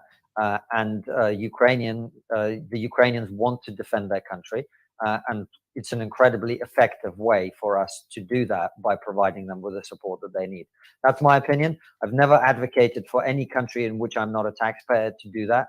I don't tell Americans, you guys should be giving your taxpayer dollars to Ukraine. Good, because we shouldn't. But as a taxpayer in the UK, I support my country doing that. The question is going to be that. I mean, that's fair. You know, if you're not saying America needs to go in there, that's really the big issue, is about America being world police. Saying that something needs to be done, saying that what Putin is doing is not great, that's very different than saying we, America, need to go solve it. Liquid Metal Factory says, I haven't heard a single person with any firsthand knowledge of Russia who thinks this is about NATO expansion. So what I'm telling you, I mean, you guys definitely know more about this than I do. Because he's saying something completely different than what you've heard, and you know, the next person is going to say something completely different. What I'm really focused on is how the conversation itself goes, and how is he going to dig his heels in? Is he going to explain things well? Is he going to have good reasoning and all that stuff? This though, I say financing conflict. The Russia expansion to reclaim territory that it lost, you know, previously. I mean, people could understand that as well. When you go to the Ukraine in particular, and you back it up, I consider you to be more educated on this than me, as many other people, but I think I've gotten the grasp on it now. When you go back to the Maidan revolution in 2014, and how that plays into this, where do you not get the sense, notwithstanding what you might feel are, I don't know, they call them imperialistic tendencies of Putin, can barely manage his own country, might not have global domination on the checklist, but the revolution starting in 2014, do you not see potentially Western interference, Western meddling? Every revolution has Western meddling. So not Western, every revolution has foreign meddling. If you think about the American Revolution, did the French not help quite a lot? Were they not involved in that? Every revolution, if it's anything like the Patriot, they stayed the whole thing. Whenever there is a revolution, foreign actors will attempt to interfere. But what actually happened in 2014 was President Yanukovych promised the people of Ukraine, after being elected, that he would sign a trade deal with the European Union. And under pressure from Putin, he changed his mind and promised to sign one with Russia instead. A bunch of students went out and protested about this. There weren't very many of them. They weren't particularly disruptive. And Yanukovych sent in riot police, who beat them up. And that's the point at which ordinary people went out into the street to protest about the treatment of these students, again, under Putin's direct instructions. And we have phone call logs from Putin and Yanukovych. They were speaking many times every day when this was happening. So that sounds like internal stuff with Russia and protests against how Putin was treating the Russian people. They cracked down on the new protesters again, tried to beat them up. There was police with, all sorts of brutal tactics, brutalizing the protesters. And that's why the Ukrainians came out onto the streets in the tens of thousands in Maidan. Now, was America upset about this? Was America unhappy that Ukraine was moving in a pro-Western direction? Of course not. But this was a country that was a puppet of the Russians, and they reacted to the fact that it was no longer going to be that in 2014 by biting chunks of Ukraine. Dan, who's lying? Yeah, who are you referring to? And this is the problem that Ukraine's always faced. It's not really a country that's existed for a very long time, because it lies on the border between two great civilizations, and it's always been disputed territory. It's a great tragedy of the lives of the people who live there. Now, do you find there are certain, people are going to vehemently disagree with you. People are going to say this, there is apparently. So, what is he lying about? Again, I don't know a lot about this stuff. So you tell me, educate me, guys. a little bit of demonizing and canonizing on both ends. But when I look at these, and I don't think I've gotten blackpilled, but I'm not far off. When I look at some countries saying Putin is a murderous dictator, and that he may be, but then you look at the West and the things that they've done, in terms of violating sovereign integrity of foreign nations, fabricating wars that lead to the deaths of hundreds of thousands of innocent civilians.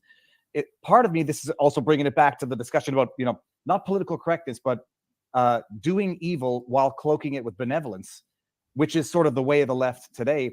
I see similarities in the way Western governments have carried out their atrocities.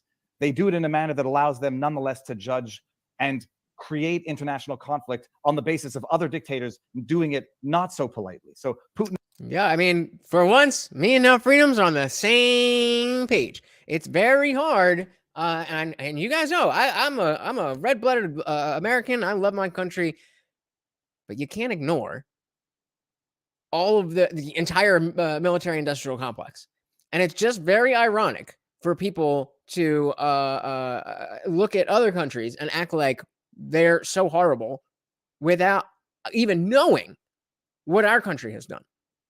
I'm not saying America is bad. I'm just saying there's stuff there. Hey, we got Seabass in the building. What is good? What is good? Welcome, welcome, welcome to the party. That's why I was so vehemently opposed to the war in Iraq, the war in Afghanistan, the intervention in Syria, the intervention in Libya. I disagree with the West foreign policy on all of those countries, but this isn't the same. This is a country that's been invaded, that is asking for help defending itself. This isn't Iraq, where we just came in and decided to remove the person who runs that country. We haven't invaded Russia. We haven't tried to depose Putin. It's not Afghanistan. It's not Syria, Libya, where we're trying to invade a country or destabilize it to create regime change. Okay, I follow him there. I'm not really sure what the point is here, but maybe Dan can help us out, because Dan said he's just straight up lying. I said about what? He said the whole thing. He's telling the sucker story from the West, forgetting all the shelling of Donbass. There is so much more to that story. And again, this is exactly what I mean. That the breadth of all of the stuff that is going on. I don't know that. I mean, and again, like I said, I'm not very educated on this specific thing, but I don't even know if he's lying as much as he may just be misinformed. Well, for that matter, you might be misinformed.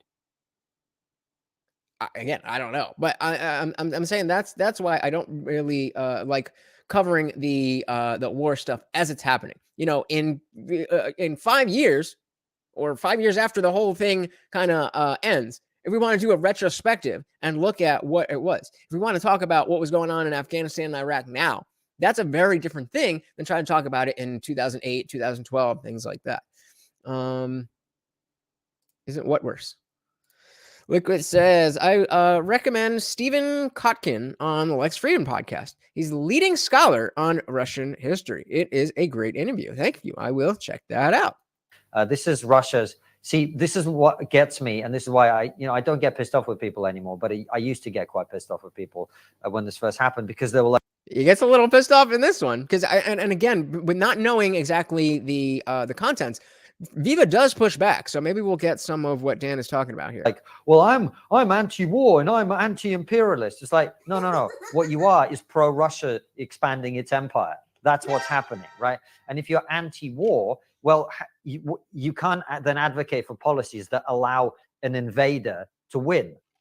That doesn't sound right to me. That doesn't sound right to me. I didn't hear it one more time, but that doesn't sound right to me. But if you're anti-war and I'm anti, so you're saying you're anti-war and anti-imperialist. I agree with that. I'm against wars. I'm against imperialism in general, as you know, it stands today. I think we all got, you know, all the borders are drawn. Let's just get along in our own thing. So that's me. Anti-war, anti-imperialist. Imperialist. It's like, no. What you are is pro-Russia expanding its empire. How am I pro-Russia because I don't want American dollars and soldiers going to fight a war? How am I pro-Russia because I don't want my money and your money going to literal Nazis where there's no good guys and bad guys? Like, no, that's just not it. Dan says, well, we have your undersecretary on tape saying who put instead of Janakovich. There's a lot of evidence if you want to look. Yeah, I mean, there's tons of evidence.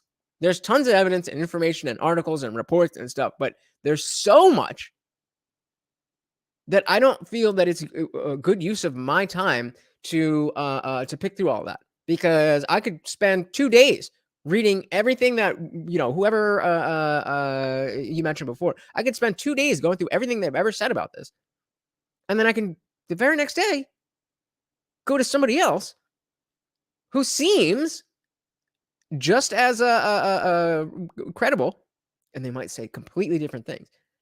And because the geopolitical ideological stances are so heavy here, then with very little information, people will connect dots that aren't necessarily there. So, I mean, that's why it's just, you know, I can't learn everything about everything, and I don't claim to be somebody who knows everything about everything. I try to stick in my lane a little bit, breaking down these conversations, making sure you guys know exactly what to listen for to see a liar. But seems like I'm doing a good job because, Dan, you know what is good. Can I put these up? So Nine Freedom says, I love how only Western allies are supported in Ukraine.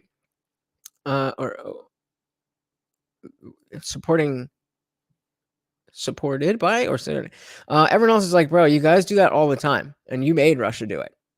Ain't wrong. Lucas says, I don't know what the right approach is, but Russia invaded Ukraine, and at least 100,000 Ukrainians have been killed. Facts.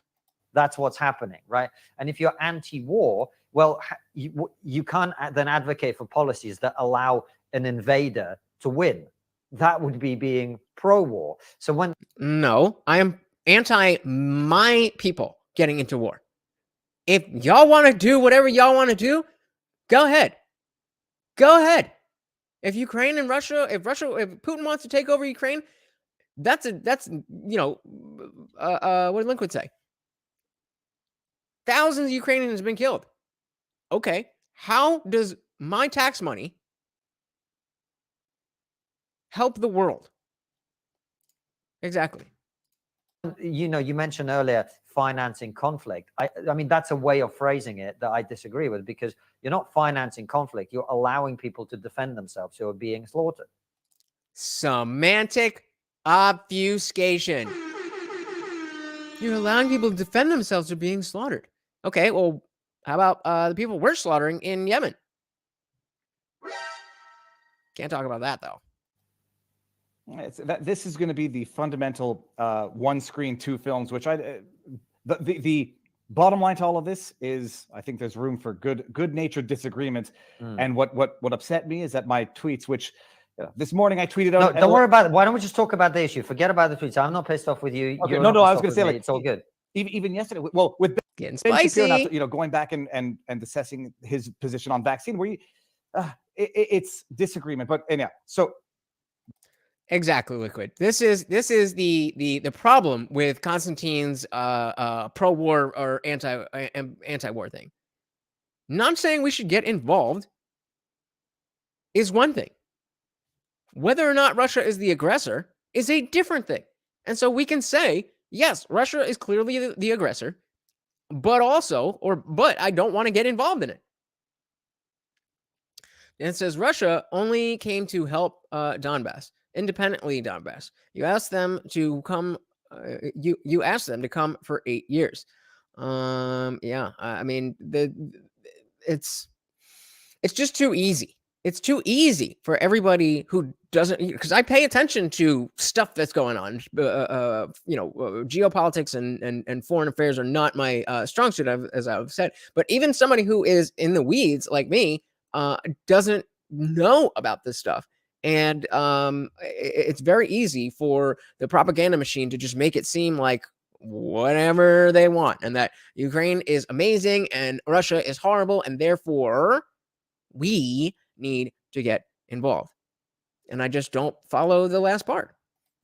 That'll be a separate issue. I think people are never going to agree on this. The only question is, what is going to be the solution? Because people are going to look at you, Konstantin, and say what you're suggesting is victory at all costs. No, when did I suggest that? Well, because you're saying that if you're Exactly. dealing with a Hitler, if people view, when did I call him Hitler? Bro, you just said we have to be against this guy.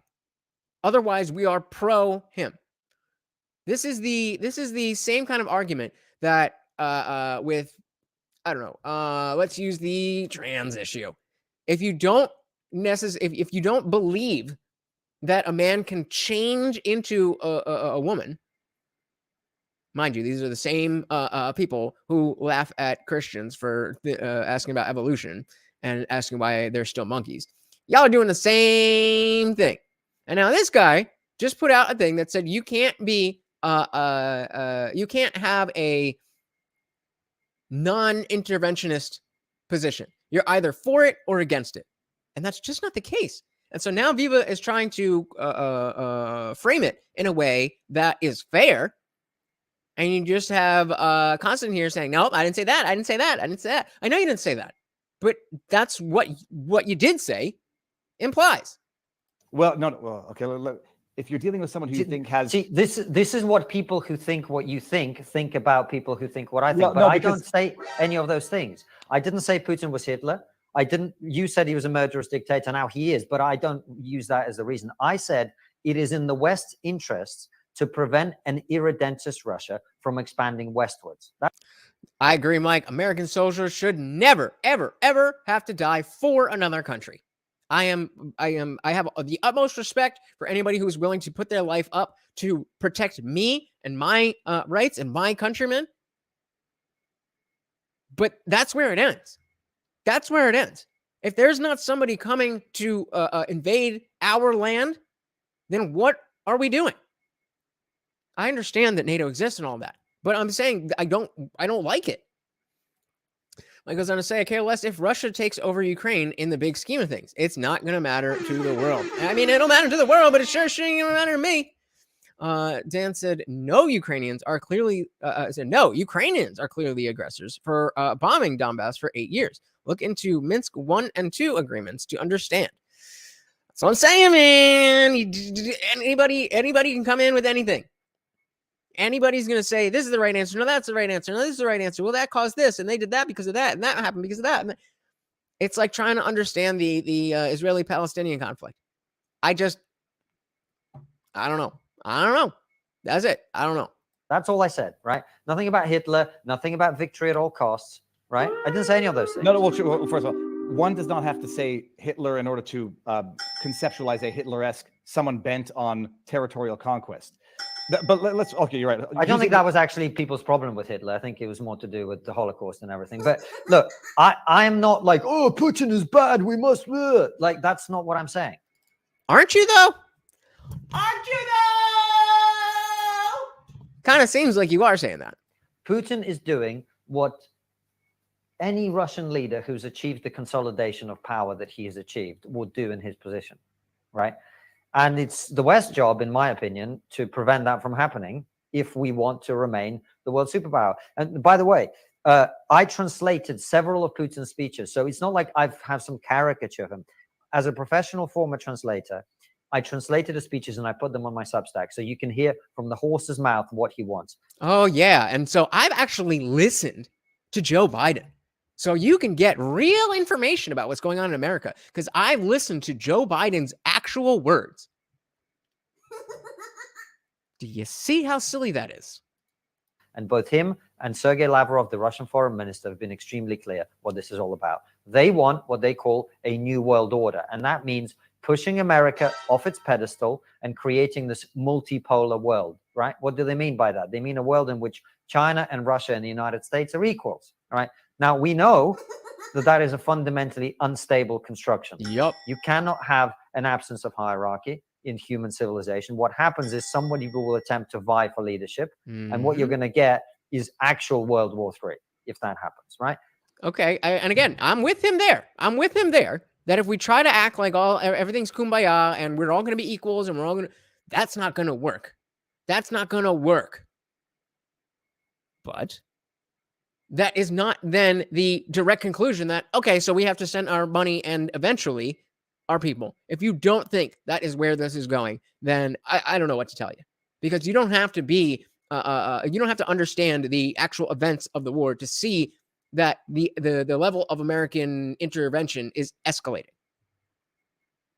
despite what Biden and anybody else said. Well, I guess I guess Seabass solved the conflict. Good job, yay! Dan says they want to be left alone from the West.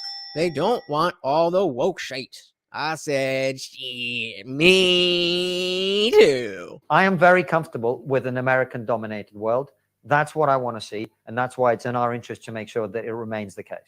I would like to see an American-led world, but at what cost? You just stopped Viva from saying at any cost, by any means necessary, at any cost, or whatever the terminology. You're like, no, I never said that.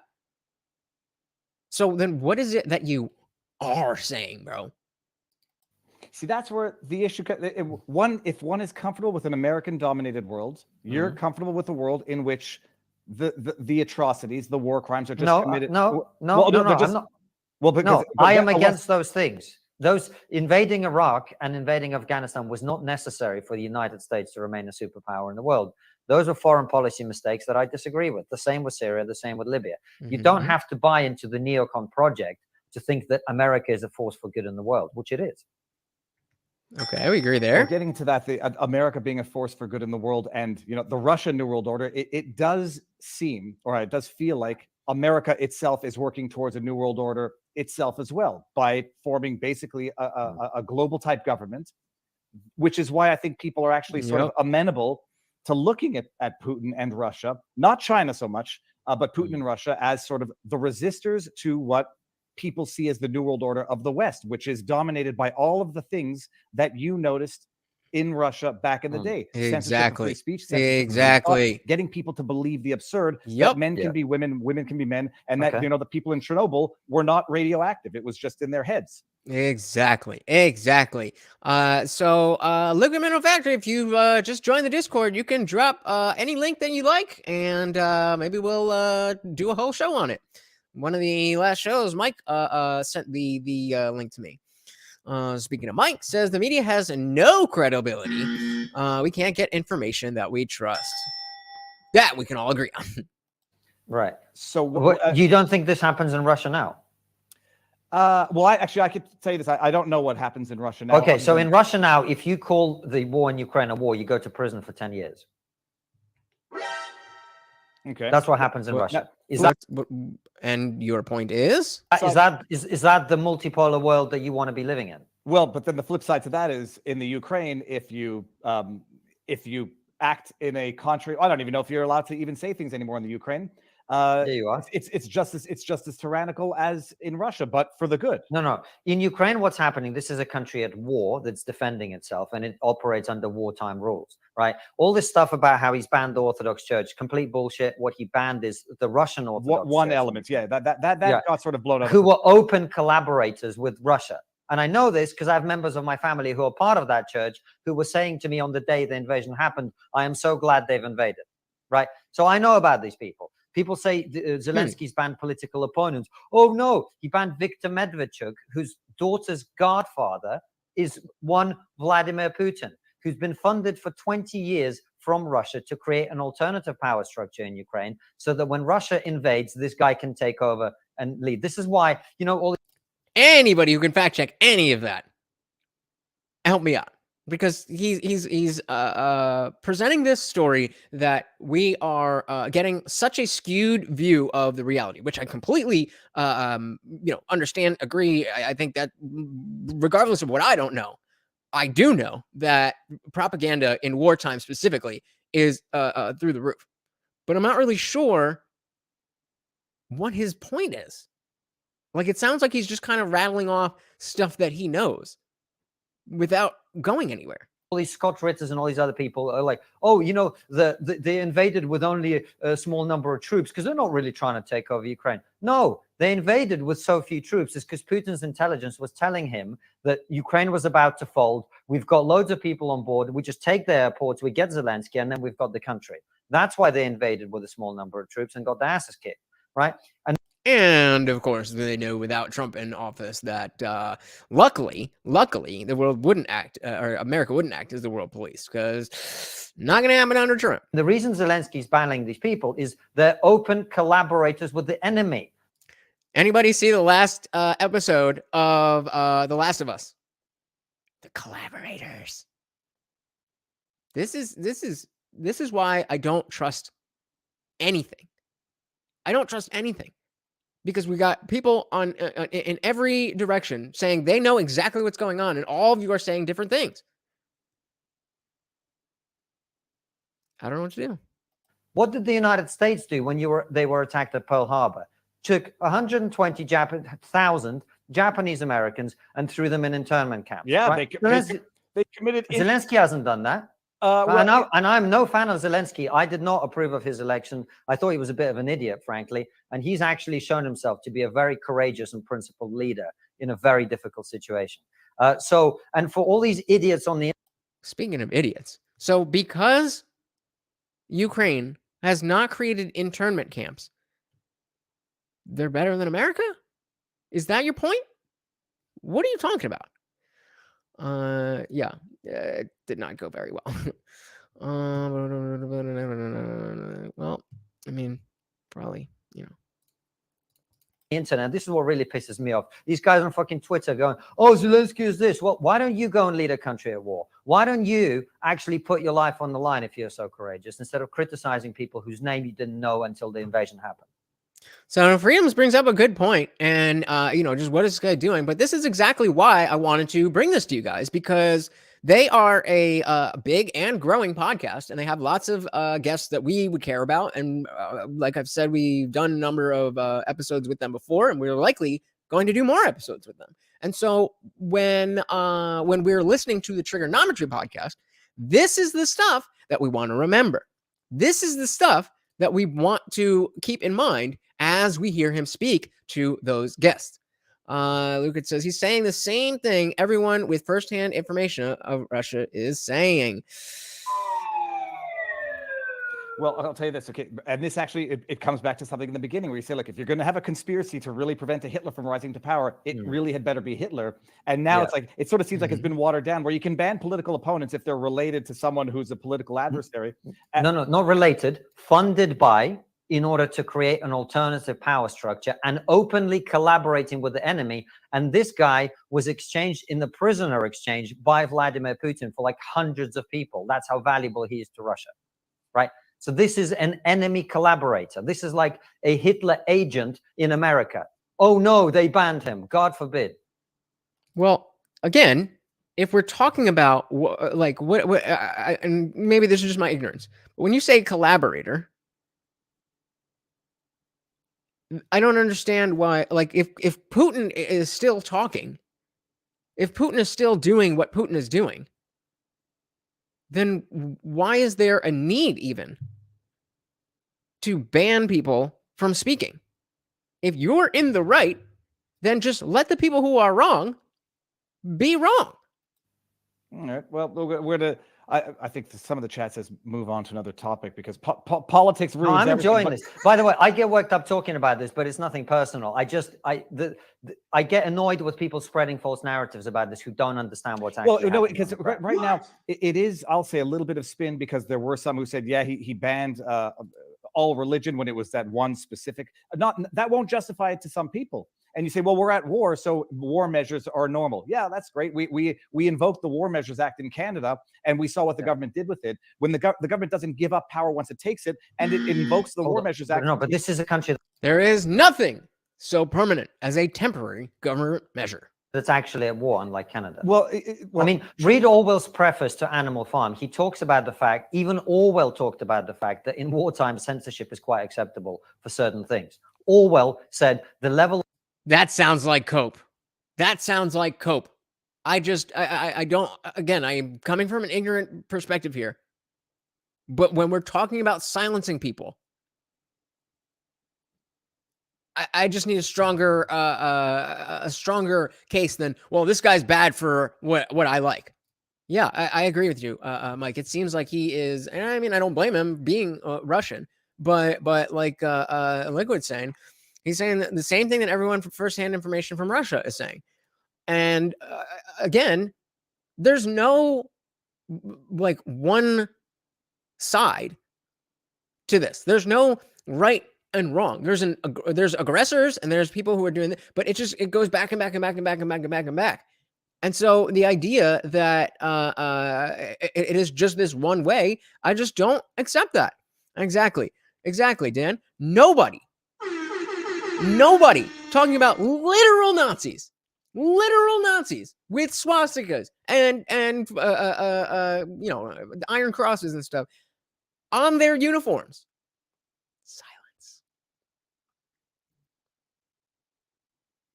That's why I don't waste my time looking into things where the information is clearly there to make me think something instead of to inform me as to what's going on. Of censorship we've had in Britain during the war was actually quite reasonable, right? When you're at war, the rules are different. Well, no, it's not the same. Not for speech. But sorry. Well, first, you think they're really at war. There will be some people who say that they're reclaiming territory that wanted to join Russia in the first place, territory that was taken from the. And there's going to be. Well, let's talk about that if you want to talk about that. Well, I was going to just see how we can redefine the term war, because whenever they do it, they say we're at war now. We're at war against the virus. We're at war against misinformation. Yeah, but come on, that's different. This is a country that's actual war. So we can disagree with what the Canadian government is doing without necessarily lumping everybody into the same pot. Well, no, but that's right? Sure. So before they go on, Freedom says, so we can talk about how a lot of weapons we sent to Ukraine are missing and showing up in other parts of the world on the black market. Nazi tattoos and flags. Yep. New film says, he says, but Canada is not at war. And I say, yes, but they did invoke their war act. It's all escalating. There's no two ways about that. That's one thing I do know. It says people use the word Nazi more now than they did in World War II. But I agree with you. But that's with, leftists just calling somebody a Nazi because they don't want to use pronouns or they accidentally misgendered you. These are literal Nazis. Literal Nazis. Like literally. They are aligned with the National whatever Socialist Party of what Hitler was what I don't know if this is what this is referring. Who's he? Zelensky. So I'm telling you guys, it's important to understand that there's so much information flowing around that I don't think it's healthy to think that you know. I think it's good if this is your area of interest and you want to get as much information as you can. I applaud that. But you have to understand the level of tradecraft that's going on with just all the information, propaganda, so on and so forth. I would just be very careful to claim that you know for a fact anything at all. The film says, fire the prosecutor or yeah. Yep. Let's not even, what is that? Burisma, right? It's all connected. Dan says he is a self-declared Jew. Well, I mean, Hitler wasn't German, right? And he said he wasn't Aryan either. And he said the Aryans need to run the world. So again, I don't know what that really means in the grand scheme of things. Let's get to this. That there are people who will argue that this is not about not global conquest, about broader conquest than the Donbass region, the eastern region of Ukraine, which voted or views itself as being a part of Russia or at least independent from Ukraine, and that this is not a war, but this is rather to affirm the autonomy of those eastern states that view themselves either as autonomous or part of Russia. So before he goes on, Liquid says the idea that Ukraine is being run by Nazis is not a very reasonable position. I agree with you. Nobody said they are being run by Nazis. There is just an incredible influence of Nazis in their ranks.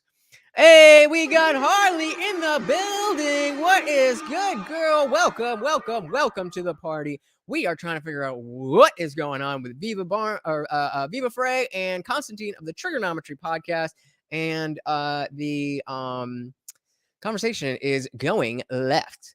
So CS says Ukraine is David and Russia is Goliath. There we go. I can agree with that. David used a stone to kill Goliath, and Ukraine is using a javelin.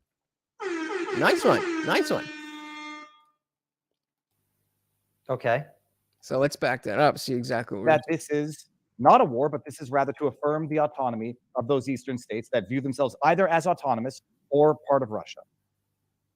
Okay. So now someone's going to say, what's the retort to that? We have to, we can't, there's no. So when Chechnya tries to break away from Russia, Russia is entitled to fight two wars and force them into submission, install their puppet in Kadyrov, and retain Chechnya as part of the Russian Federation. Right? I can tell you one thing. That's fine? No, well, no. Is that okay? I would not venture any opinion on Chechnya because my learning curve on the Ukraine-Russia conflict has been steep enough. I just remember certain things about. So and so these are the two people having this conversation that are broadcasting their conversation about this, and they don't even really know. But I'm, Mike said before he's taking this. Konstantin's taking this personally. You can see it. Oh, so you think that's okay? You think that's okay? Oh, I didn't say that. You got mad when he said, oh, so when we're talking about the next Hitler. I didn't say Hitler. But you kind of implied it, didn't you? Mike says, no, I agree. The left needs to stop stop using Nazi for everything, because when real Nazis come, when the real Nazis come knocking at the door. 100% agree. My point is, if a part of a country wants to break away, is that country entitled to protect its territorial integrity or not? This is where the discussion would be. If part of the country wants to break away and the country that says we own you, you don't get to break away. And it was actually part of the election of Zelensky in the first place, which was to negotiate a resolution to that disputed territory and not be egged on into war by Big Brother and Big Bullies who are helping you. Zelensky was elected after those territories were already part conquered by Russia. Okay. And right? Those territories were part of Ukraine. And that, I think, again, not knowing too much, there's a lot of, the chemistry isn't flowing. Konstantin will say something, and then people will just be like, was that the whole thing? Was there more to that? Were you making a point? Like, what are you doing here? There were never any votes in those areas to join any other country until they were invaded by Russia. Crimea was simply taken by Russia. Right. And then they've held referendums. Now, if you take a country and you put your own troops in there, any referendum you hold after that is obviously bullshit, right? Why? Number one. Number two. See what I mean? There's agree or disagree or say, I mean, if Canada decides to invade the north of the United States and take a couple of states, invades them, captures them, and has a referendum, and they decide to stay in Canada, is that legitimate? Well, I want to hear that one more time. I was laughing at No Freedoms or Indie Films comment here. You guys are funny. If Canada decides to invade the north of the United States and take a couple of states, invades them, captures them, and has a referendum, and they decide to stay in Canada, is that legitimate? Of course, that's not legitimate. Nobody is saying what's going on with what Russia is doing is legitimate. The argument is whether, at least from my perspective, whether the rest of the world needs to get involved. How much does the world need to get involved? How can we do as much as we can to stay out of it? We just got out of a 20-year war. We just got out of a 20-year war that basically was for nothing. How many people died? How many people's lives were ruined? I don't understand how you can be this flippant talking about these issues as if you're playing a video game and you can just drop in more troops. Like, these are human beings. These are lives at stake. Well, no, there's nuance that's being left out of that hypothesis. Which is what? Mhm. Well, you're from what I surmise, and this would be one thing I would want to check is when the eastern provinces either They voted for Zelensky overwhelmingly. You know that, right? He got more votes in the east than he did in the west. Hitler won an election too. What are you talking about? From what I understand, it depends on where you break it down and what areas you're talking about. No. See, even that, a simple thing that he was voted in, or the timeline, they can't even agree on that. He was overwhelmingly elected by the eastern regions. 100% agree, Harley. This is, I've been saying, I don't know much about this because I don't think anybody knows much about this. And I don't want to claim that I do know things that I don't know. Complicated is the perfect word. It's very complicated, and the propaganda machines are running. And says, according to the UN, Donbass was entitled to declare itself independent. Right? And even a 20-year occupation with zero directives, direction, or measures of success. Let's do it again, eh? He lost the West and won by the east and central regions in those elections. Okay, well, with widespread support. This would be an element of fact check. If I had what's Joe Rogan's Jamie. Joe Rogan's Jamie. Can you pull that up? You could just Google it. This would be something that I'll check afterwards. But I did recall that there was a breakdown of the votes, and it was very much regional. But even so, let's go and look at the election map. He lost the West and won in the East overwhelmingly. I'm looking at the chat to see if anyone has any fact check there. There you go. Give us some information. Well, okay. Operating on that premises, without going into where that vote would be broken down based on geography within geography. Let's address the central argument, right? Your central argument is this: these people. Okay, central argument. Okay, we're getting back to home base. What is the central argument? Do we have any comments here? I like that. So the central argument. Well, the Russian speakers, they want to be part of Russia. Why doesn't Ukraine let them go? Is that your argument? No. Well, mine would be there are multiple levels to this. The one would be my understanding is that there is a dispute over the eastern provinces. There is split loyalty between Ukraine and Russia. Yes. My understanding was that there was a vote, and I understand that the debate about how you conduct a vote and whether or not the people who were going to vote Ukraine had fled already to. Yeah, because elections are completely and totally secure, especially in America. So if elections are so secure here, then other places must be doing it even better, right? It says, from what I've been told, Ukraine had a deal with the USSR before it fell that they would be joined back into Russia. When Ukraine wanted to join NATO, Putin tried to claim that back. I think like 30,000 feet, I do think that is accurate. But it's just a matter of when you get into the minutia, when you get into the details, when you get into who did what and when this happened and all that stuff, it just gets all jumbled. And the part of the war tactics is obfuscating the information. And So I don't know how to follow this stuff. But all I can do is look at people who are talking about it. How much confidence do they have in things that they can't possibly have confidence in? How confident are they in things that are extremely able to be checked on? And that's the kind of thing that I'm looking at in this conversation. Oh my goodness! Hey, thank you so much for the $5.99 from Indie Film. It is indeed very affordable. Where's Marty? Marty, we got a treat. Come get a treat. Come get a treat. You got a treat. Come here. I'm gonna toss it over to him. Oh, here, come here. Come here. You won. You want a treat? Come here. Come up here.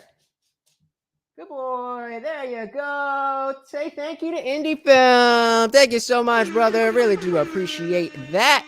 Always going back into the channel. Thank you, thank you, thank you. Western Ukraine.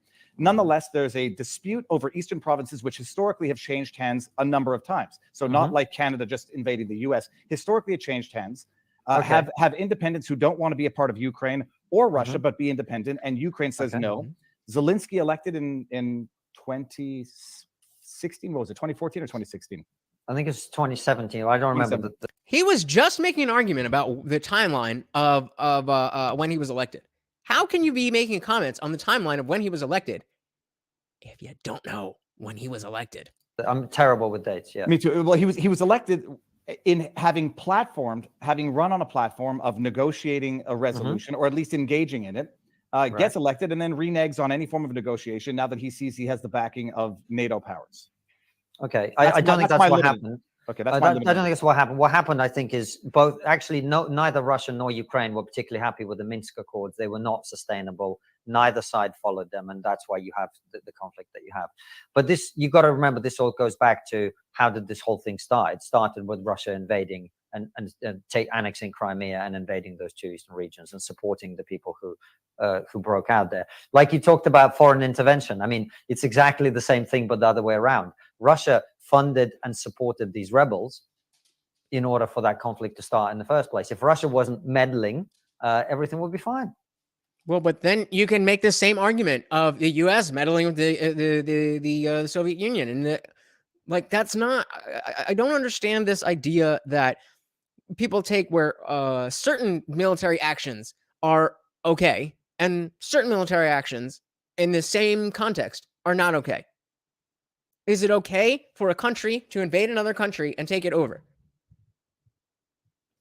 Blanket question. Actually, let's do a poll here, because that's how that's what imperialism is, and that's how we got the borders where they are. And so the question is, do we change that, or is that still how the world works? Is it acceptable for a country to invade another? And I'm using that purposely a little bit vague, because if you think they're it depends on the circumstances, then that would be a yes. If you say absolutely no under no circumstances, then that's a no.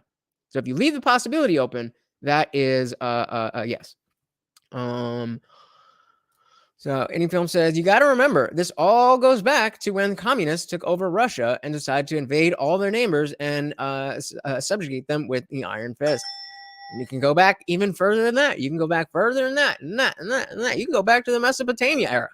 It's a silly way to say, oh, everything was fine. Humanity was getting along and everybody was doing their own thing. And then this happened. And then everybody was at war. That's not how any of this plays out. Would be the argument. I'm not sure. Oh, yeah. Well, I was going to say about Crimea. That was not my understanding about Crimea either. But this is where. What's your understanding about Crimea? That they voted after Russia put its troops there. Yeah, after they annexed it, then they had a referendum in which, surprise, 98% of whatever it was people voted to be part of Russia. But a better example would be, I mean, Canada. Okay, let's take Mexico. There are several states in the United States that used to be part of Mexico. Mm-hmm. Is Mexico entitled to invade the United States and have referendums in Texas and California and whatever else, Arizona, whatever? other states were part of Mexico. No, but doesn't that go against your whole thing of Russia not being in the wrong? Like, you're talking out of both sides of your mouth, bro. Freedom said, and if natives try to. Oh, I thought you said tax. We can't. We're not talking about that. There's a lot of imperfections with that analogy in that they're not current issues, and they're not current debates, and they're not ones that are. Well, if Mexico was powerful enough, they would be current issues because. Well, if this was the way, then it would be that way. What? Mexico would fund rebels in those areas, but the reason it doesn't happen is the United States is a lot stronger than Mexico. That's all. My point is. Okay, my point is, okay, great. I have no idea what the hell your point is, so please lay it out for dummies like me. All I'm saying, my friend, is this. If you want to go revise history with force, you can do that in every country for the rest of eternity. We can have a fight between England and Scotland. There are parts of France that might want to be parts of Germany and parts of Germany that might want to be parts of France. It's largely what World War I and World War II were about. You know, Alsace-Lorraine, these are two territories between those areas that are always in dispute. I thought he was saying his point. And that's what wars are about.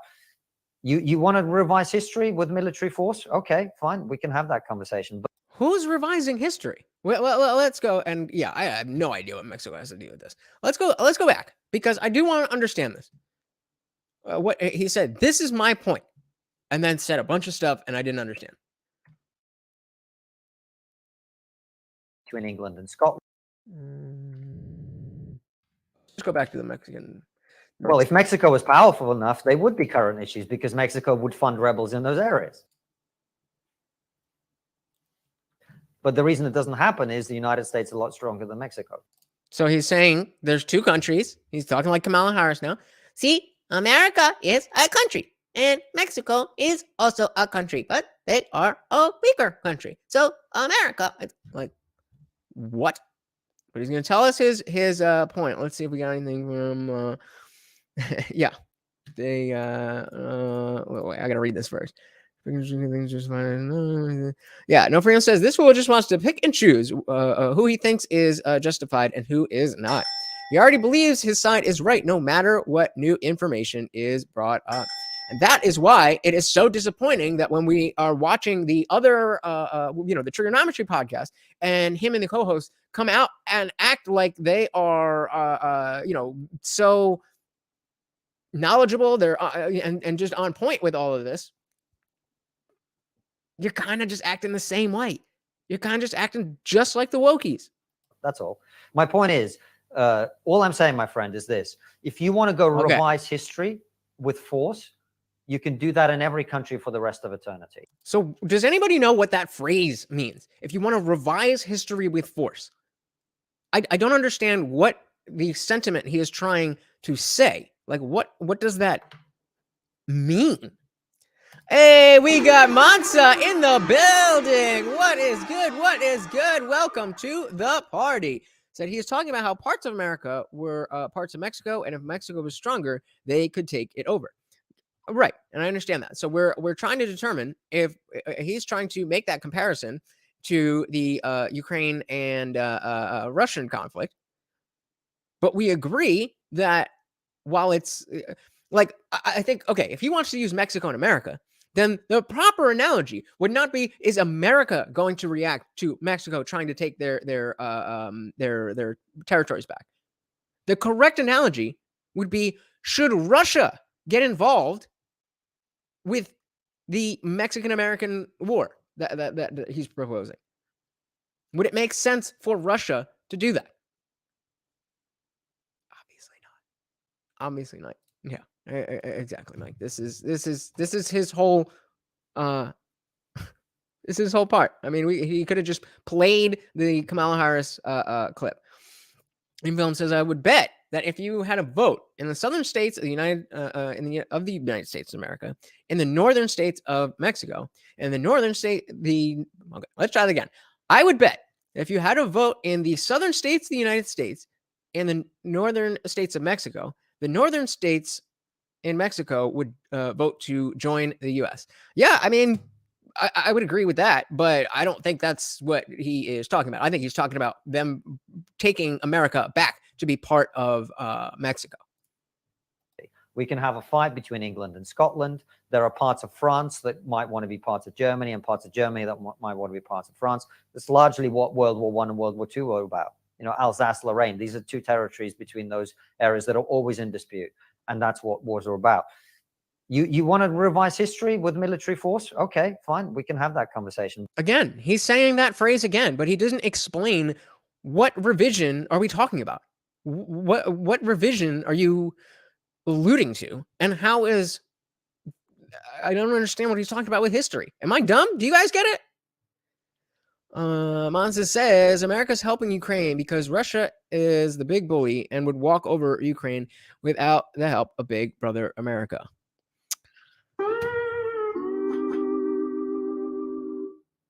Be a bigger country then. Like, I am not here to play world police. That's not what I want for our country, our military, our government, our reputation in the world. I don't want to be the world police. Again, we just got out of a 20-year-long war for nothing. And we're starting not only another one, but a bigger conflict. Or not starting, but getting involved in. Why?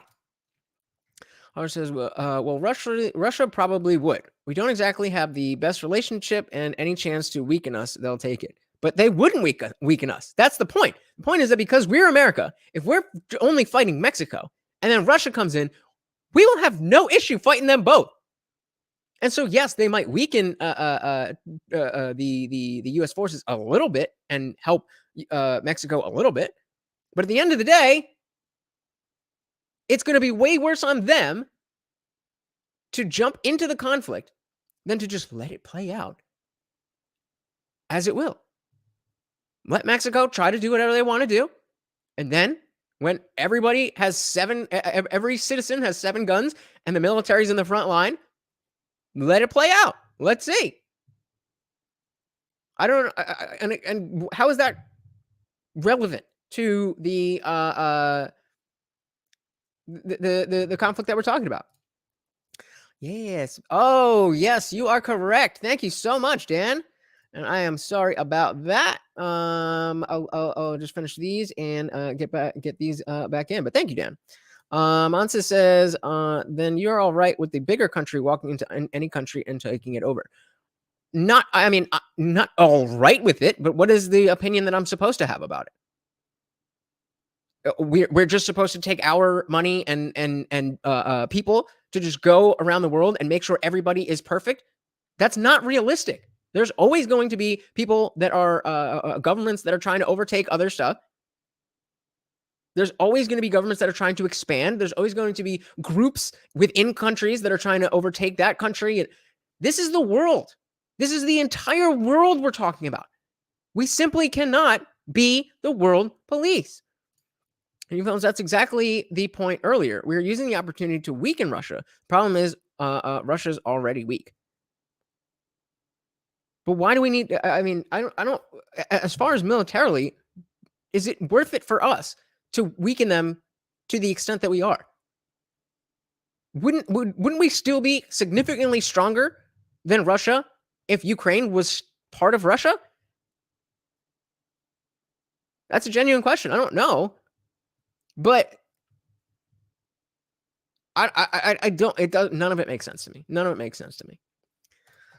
Let's back this up a second. Oh yeah, if we want to dispute the wars, then we can. Or if you want to revise history with military force, okay, fine, we can have that conversation. But at the end of the day, either nations have territorial integrity or they don't. And my broader point is nothing to do with this anyway. First of all, the John Mearsheimer stuff about how Russian speakers, that means they're pro-Russian, complete bullshit.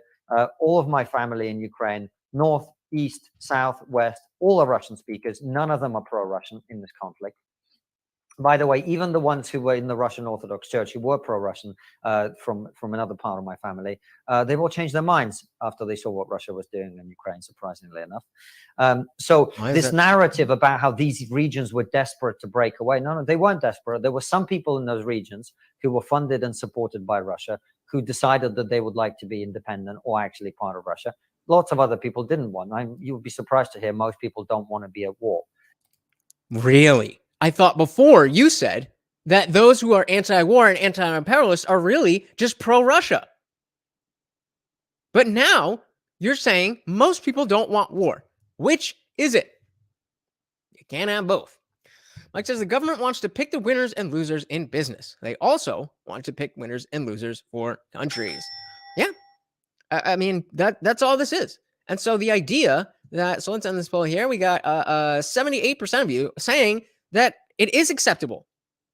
It's not great. It's not something that we should cheer on, but it is acceptable under certain circumstances for that to happen. It's certainly less than ideal for just peace,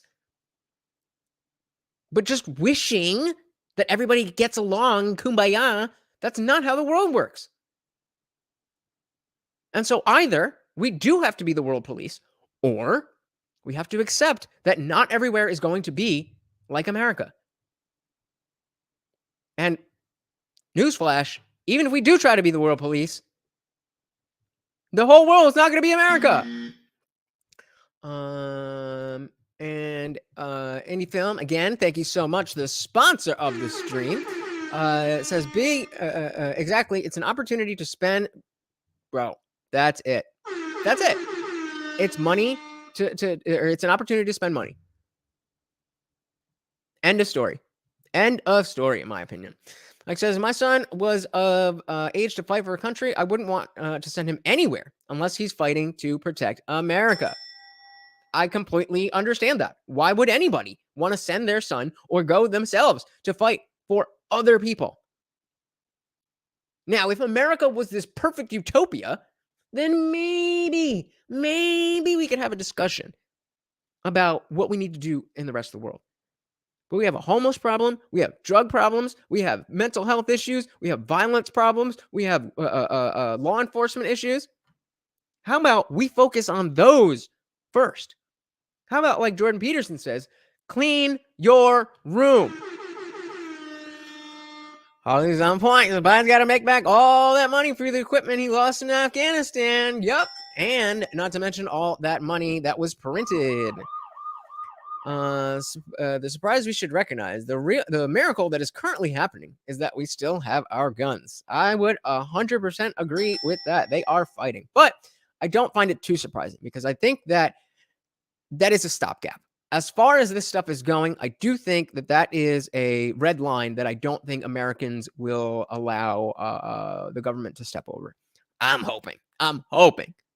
A little bit of white pill there, but I'm hoping. But good point, CLS.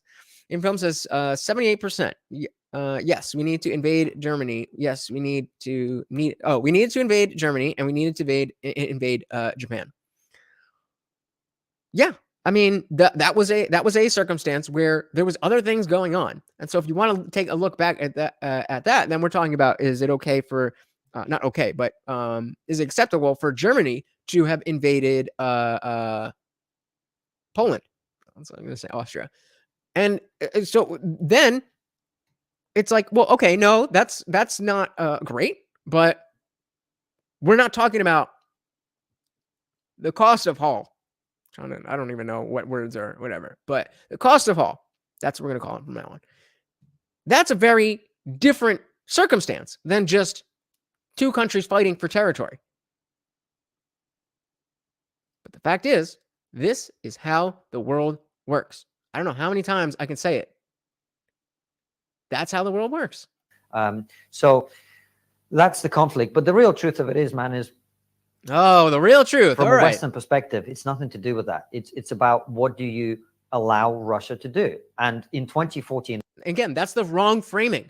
Allow Russia to do? I am not Russia's daddy. We are not Russia's daddy. We don't allow them to do anything or not allow them to do anything. They are a separate entity. This is what happened. Russia was allowed to start a civil war in Ukraine in these two eastern regions and annex Crimea. No punishment. So they come back in 2022, right? No punishment again. And that's our fault, Mr. Russian who lives in the UK. That's America's fault. They'll come back again. That's why, however this conflict is resolved, and I don't think it will be resolved for a while because neither side is tired of fighting. What then needs to end up happening is Russia will probably keep some portion of the territories it currently occupies. And in exchange for that, as I've said from day one, Ukraine gets some kind of long-term security, not guarantees, not like some words on a piece of paper, but actual physical security. And that means you will either have to join NATO or there's a peacekeeping force and you get some kind of Korean-style split scenario. I agree with Mike here. If the United States government wanted to take our guns away, they should have done it a long time ago. There is just too many guns and too many people who know that the government's trying to take our guns that I don't see it happening. And so CUS was bringing up the CDC. You know what else the CDC told Americans that they had to do because it was a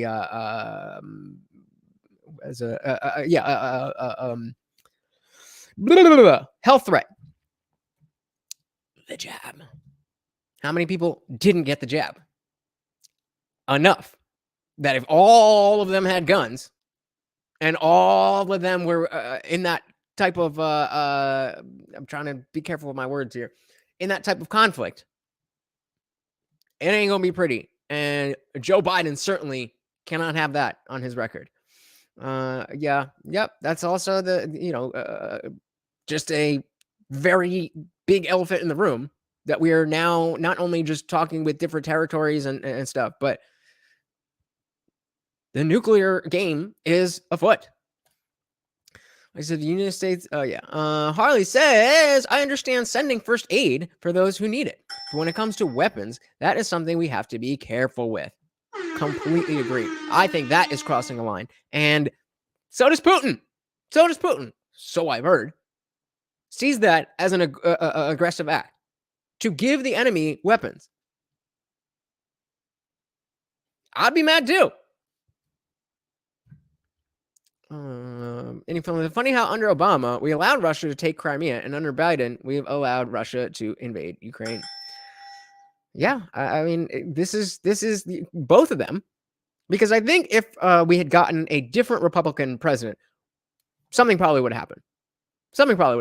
Because we know it's a uniparty. We know the military-industrial complex is way higher than either partisan issues. So as much as as much as I don't love Trump, I really do think that he is a force for peace in the world because people are afraid of him, which is a good thing. Joining NATO might be the very what some people perceive to be. You've characterized the Russian side. Others are going to say their existential threat is NATO expanding into Ukraine. It is biological weapon factories, whatever research facilities in Ukraine. It's nuclear weapons in Ukraine. What would America do if there were nuclear warheads in Mexico or in Cuba? I mean, there would be a problem. Russia has caused this conflict to go the way that it has. Sweden and Finland, for example, which were maintained. See, just statements like that. Russia caused this. I'm not even disagreeing with you. I'm just saying, how is it that you have the information to pinpoint, oh, this is what started? What if the thing that you're saying, this is what started it, was caused by something else? Spoiler alert, it was. We live in a deterministic universe, and everything has a cause. Mother says Putin is trying to rebuild Mother Russia to its former glory. Facts. And again, I mean, I don't know to what extent that really needs to be our main concern. Definitely needs to be of concern. But do we really want to be getting into World War III, a nuclear war? I don't know. You guys let me know. Maintaining their neutrality precisely for this reason, because they're countries on the border of Russia. They've since joined NATO. So, by the way, all this stuff about Ukraine becoming a threat is all bullshit anyway, because Russia has a border with NATO already. It has a border with NATO already. So if that was an issue, it wouldn't be such a big deal anyway. Then why do we need to go over there and do anything? Doesn't that negate your entire argument? If it's going to be what it is anyway, and it's not such a big deal, then why are we sending so much money and weapons? What? Shout out to No Freedoms for being on point, and shout out to Seabass. We definitely are in World War III. What will be the size comparison between the border? I presume you mean. It's a smaller border, of course it is, but nuclear weapons don't need a big border, right? It's not like the distance between Poland and Russia and Ukraine and Russia is so massively different that a nuclear missile can't cover that area. Then why the specific NATO interest in Ukraine to begin with? Exactly. That's what I just said. Why even be concerned if you're saying all is going to be the same at the end?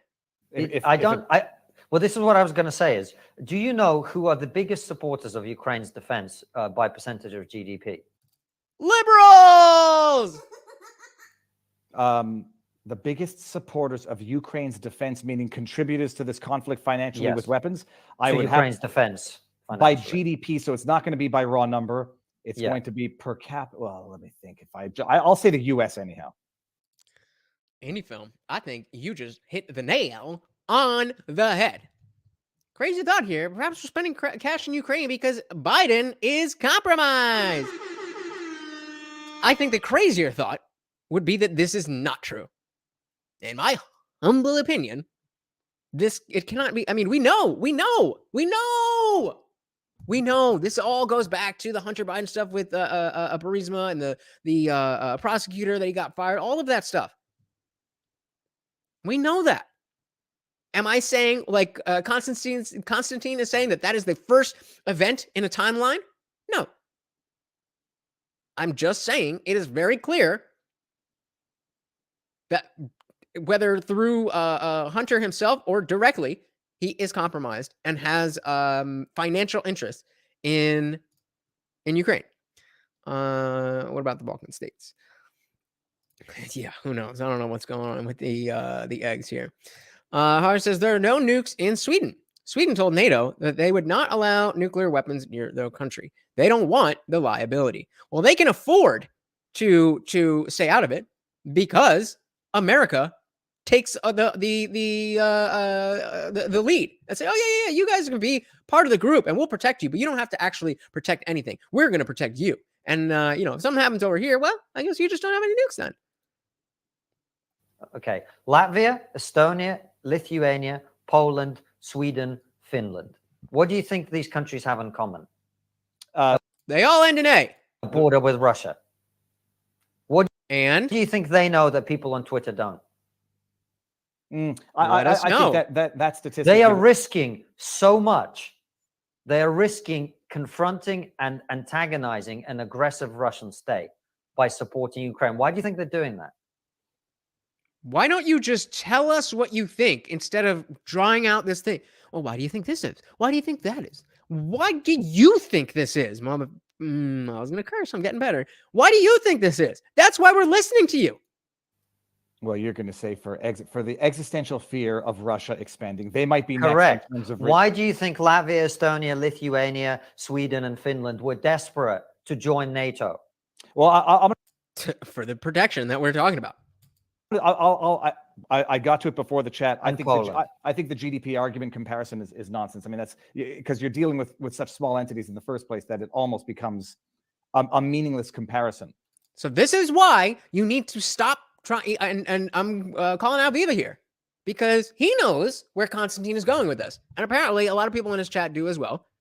But the fact that I know where you're going, bro, you got to have the conversation. Otherwise, you're just saying, I know what you know, and I know what you know, and you have that argument, and I don't like that argument. Like, have the conversation. Okay, if you have $10,000 and you give $1,000 to somebody, I understand the argument. I'm just saying, like, that's $1,000. I don't let him talk. To someone with $10,000 is a lot of money.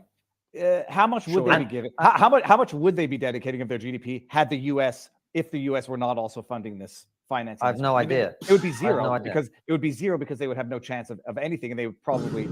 I don't agree with that, but it doesn't matter. The point is. Yeah, I don't agree with that. But let's move on. My point is they're risking a lot. It's not about the money; it's about how much they're risking. Why are they doing that, in your opinion? I'm not sure that I would necessarily agree that they're risking. You think funding an enemy of Russia while having a border with Russia is not a risk. It absolutely is a risk. But you're sitting here saying it should be done. No? He's saying you don't think that's a risk? I'm saying, yes, that is a risk. That's why I don't want to take that risk. But you're saying that you're okay with that risk. And you're free to have that opinion. But I'm not wrong for having my opinion. I don't think it's the risk Exactly, Mike. that you make it out to be that now Russia's going to lash out at them. Russia, if borders don't matter and the nukes can reach all places on Earth, it doesn't matter if it's a neighbor or a neighbor of a neighbor. I mean, so I think that it's an interesting statistic. These countries have economic and military concerns about Russia. They always have done. When my dad was in the Russian government, his job was to keep Latvia and Estonia and Lithuania in line, actually, right?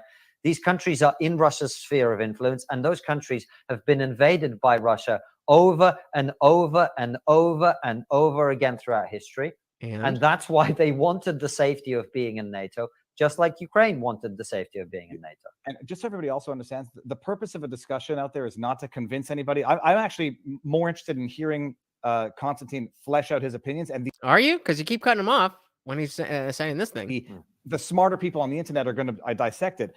But I do want to bring this one up because this would have been my retort. They're not risking anything. They're actually buying support from U.S. and NATO. I mean, that's how. I don't understand. How?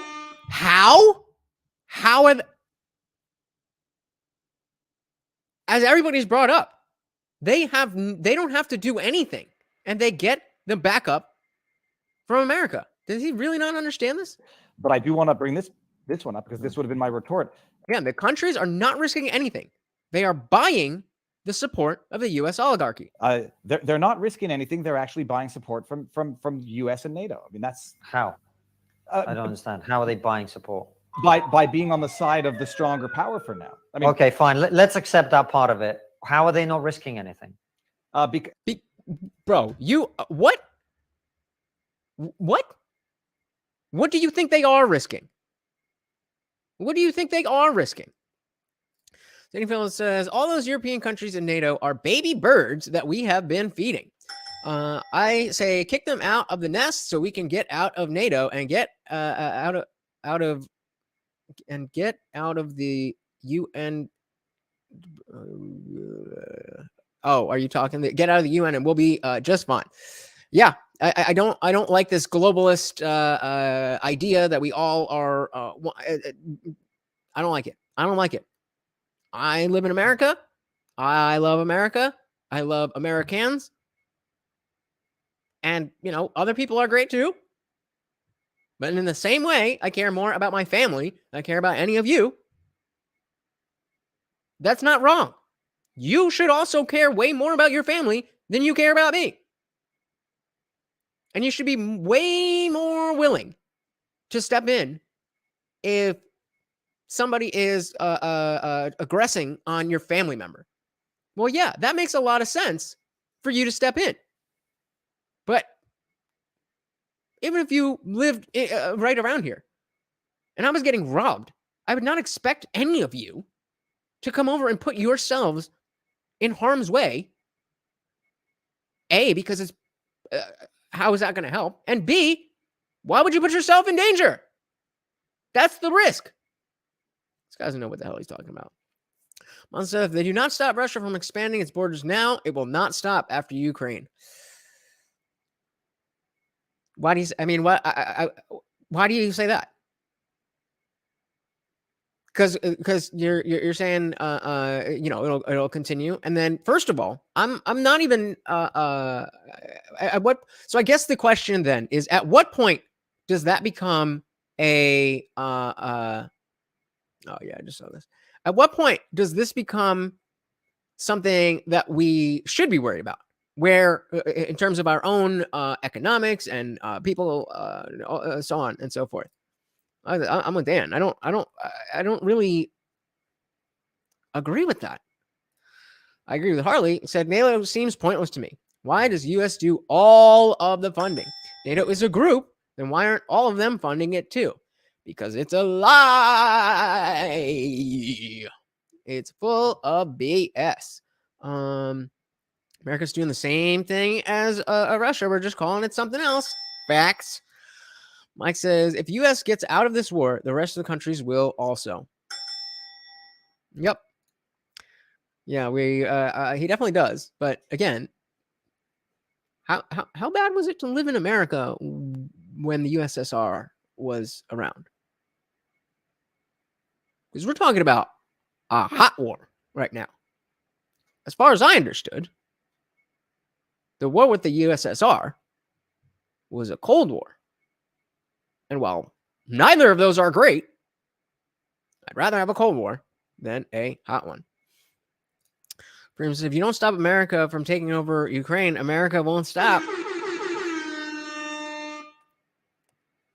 And I mean, I would phrase it as NATO, because America is fighting on behind the mask of NATO. But good point. If you don't stop NATO from taking over Ukraine, NATO won't stop. Any film agrees with Mansa, but we did our part ending the Cold War and dissolving the CCCE. Dan disagree. No, yeah, disagree. More disagreements, Mansa. I don't think they're on your side here. But this is exactly why we are exploring this to the extent that we are. Because I'm not going to do a deep dive on what is actually going on over there, because I don't know. It's more important to me to look at the conversation that is happening around it.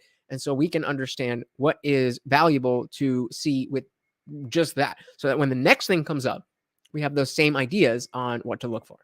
Because they're basically buying insurance from the mob. I mean, that's the way I would have flipped the argument.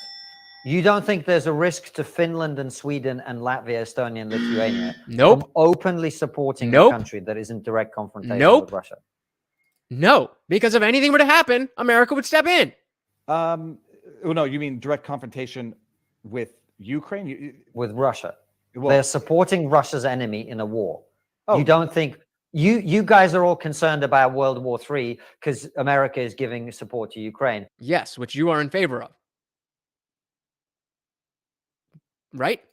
You don't think Russia would have something to say about Latvia, Estonia, and Lithuania doing that? Countries which are historically in its sphere of influence, Sure. countries which Okay. it's tried to keep under its boot. Stop asking questions and just say the thing you think. well, I mean, let me flip the argument on you then. Okay. If Russia's looking for an excuse to expand, why Yeah. wouldn't they've already used this as a pretext? Because those countries are, thankfully for them, part of NATO. That's Because why they- they were because- desperate because to they- join NATO. If this is a we're seeing the exact same thing, and you can view it whichever way you want here. Russia's not attacking them because they've got the big brother, the big bully backing them. How'd they get that? By supporting the big bully. I mean, They asked to join NATO the moment they could.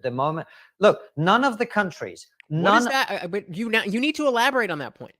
You're presenting the fact that they asked to be in NATO as soon as they could, as a jump off point for, or as a premise for your conclusion. But you're not saying the conclusion. You're just saying things. of the countries in Russia's former sphere of influence in Eastern Europe, none of them have wanted to remain part of its orbit. Poland, Latvia, Estonia, Lithuania, right? Even Hungary, okay, Orban is pro-Putin, but Hungary doesn't want to be part of Russia's sphere of influence, right? The only country that's Okay. remained in any kind of alliance in Eastern Europe with Russia is Belarus, because Belarus is a guy who's even more Okay. dictatorial than Putin. And your That's the only point reason. is? Right? None of these countries want to be part of Russia's sphere of influence. You know why? Because they don't want to live in that part of the world under that sort of regime. They actually would quite like to have some freedom and liberal democracy. Thank you. I'm right there with you, Harley. I have no idea what this guy is saying. At first, he's saying that we want to revise history but with violence, whatever that means. He was saying he started off by saying you may not want your country to be doing this, but I'm okay with my country being the UK. Okay, fine. But now he's talking about how much risk there is and what could happen if we do this. Speaking out of both sides of your mouth. I don't know. Thank you very much. Well, I'll say it's not an indefensible perspective. It's an interesting perspective, but it is funny how you can That was a dig. look at them. You could look at this and see it from both. You can see it and describe it. That you're saying, why would they risk provoking war with Russia? They are actually probably. I didn't say provoking war. I said it's a risk because Russia can do trade embargoes. Russia can use its economic power. Yeah, am I wrong? Those trade embargoes would be pretty useless now that those members are NATO members and have the rest of Europe. No, those countries still. I mean, before the war, they used to do a lot of trade. I mean, they're neighbors. And that means you're not making any points. You're just saying things. Say defund NATO. I mean, and then the problem is, though, Konstantin, there are people who look at NATO as the villain that some, I won't say you, but I suspect maybe you, some look at Putin. Like, okay, so we're picking our dictators here. You prefer the NATO. Correct. I do prefer NATO. That's correct. That's exactly right. The world is going to be ruled by somebody you don't like. I'd rather they had more of my values than not. Sorry. No, and that I think is actually the where we can put a bow tie in it, is that people are going to say, you're picking NATO dominance over Russian dominance. That's correct. Fine. I told you, that's a false dichotomy. That's a false dichotomy. To act as if the only two options are for Russia to rule the world or for NATO to rule the world, it's a false dichotomy. It doesn't need to just be black and white like that. And to act as if that is the case is why I think so many people do feel like we have to be in this. Doesn't make any sense. He keeps saying joining NATO, but it's really trying to get the United States protection without the United States. NATO is nothing. Yep. We got that one. Poland is the one NATO European country willing to stand up and do anything because they've had some ish in the past with the Nazis and the communist Russians. Yep. Mike says Ukraine's been asking to be part of NATO for a while. NATO's been telling them no. Then why are we involved? Ukraine kind of likes war because it gives them sympathy to get into NATO. That's very interesting. Very interesting. An hour ago, I prefer an American-dominated world. Well, no, that's because true. I've lived in a world that's not dominated by America, and I don't want to live in that world. And Did you? Or did you live in a country that wasn't dominated by America? I have friends from China. I don't want to live in that world either. That's the choice. Well, how That's about the choice. False dichotomy.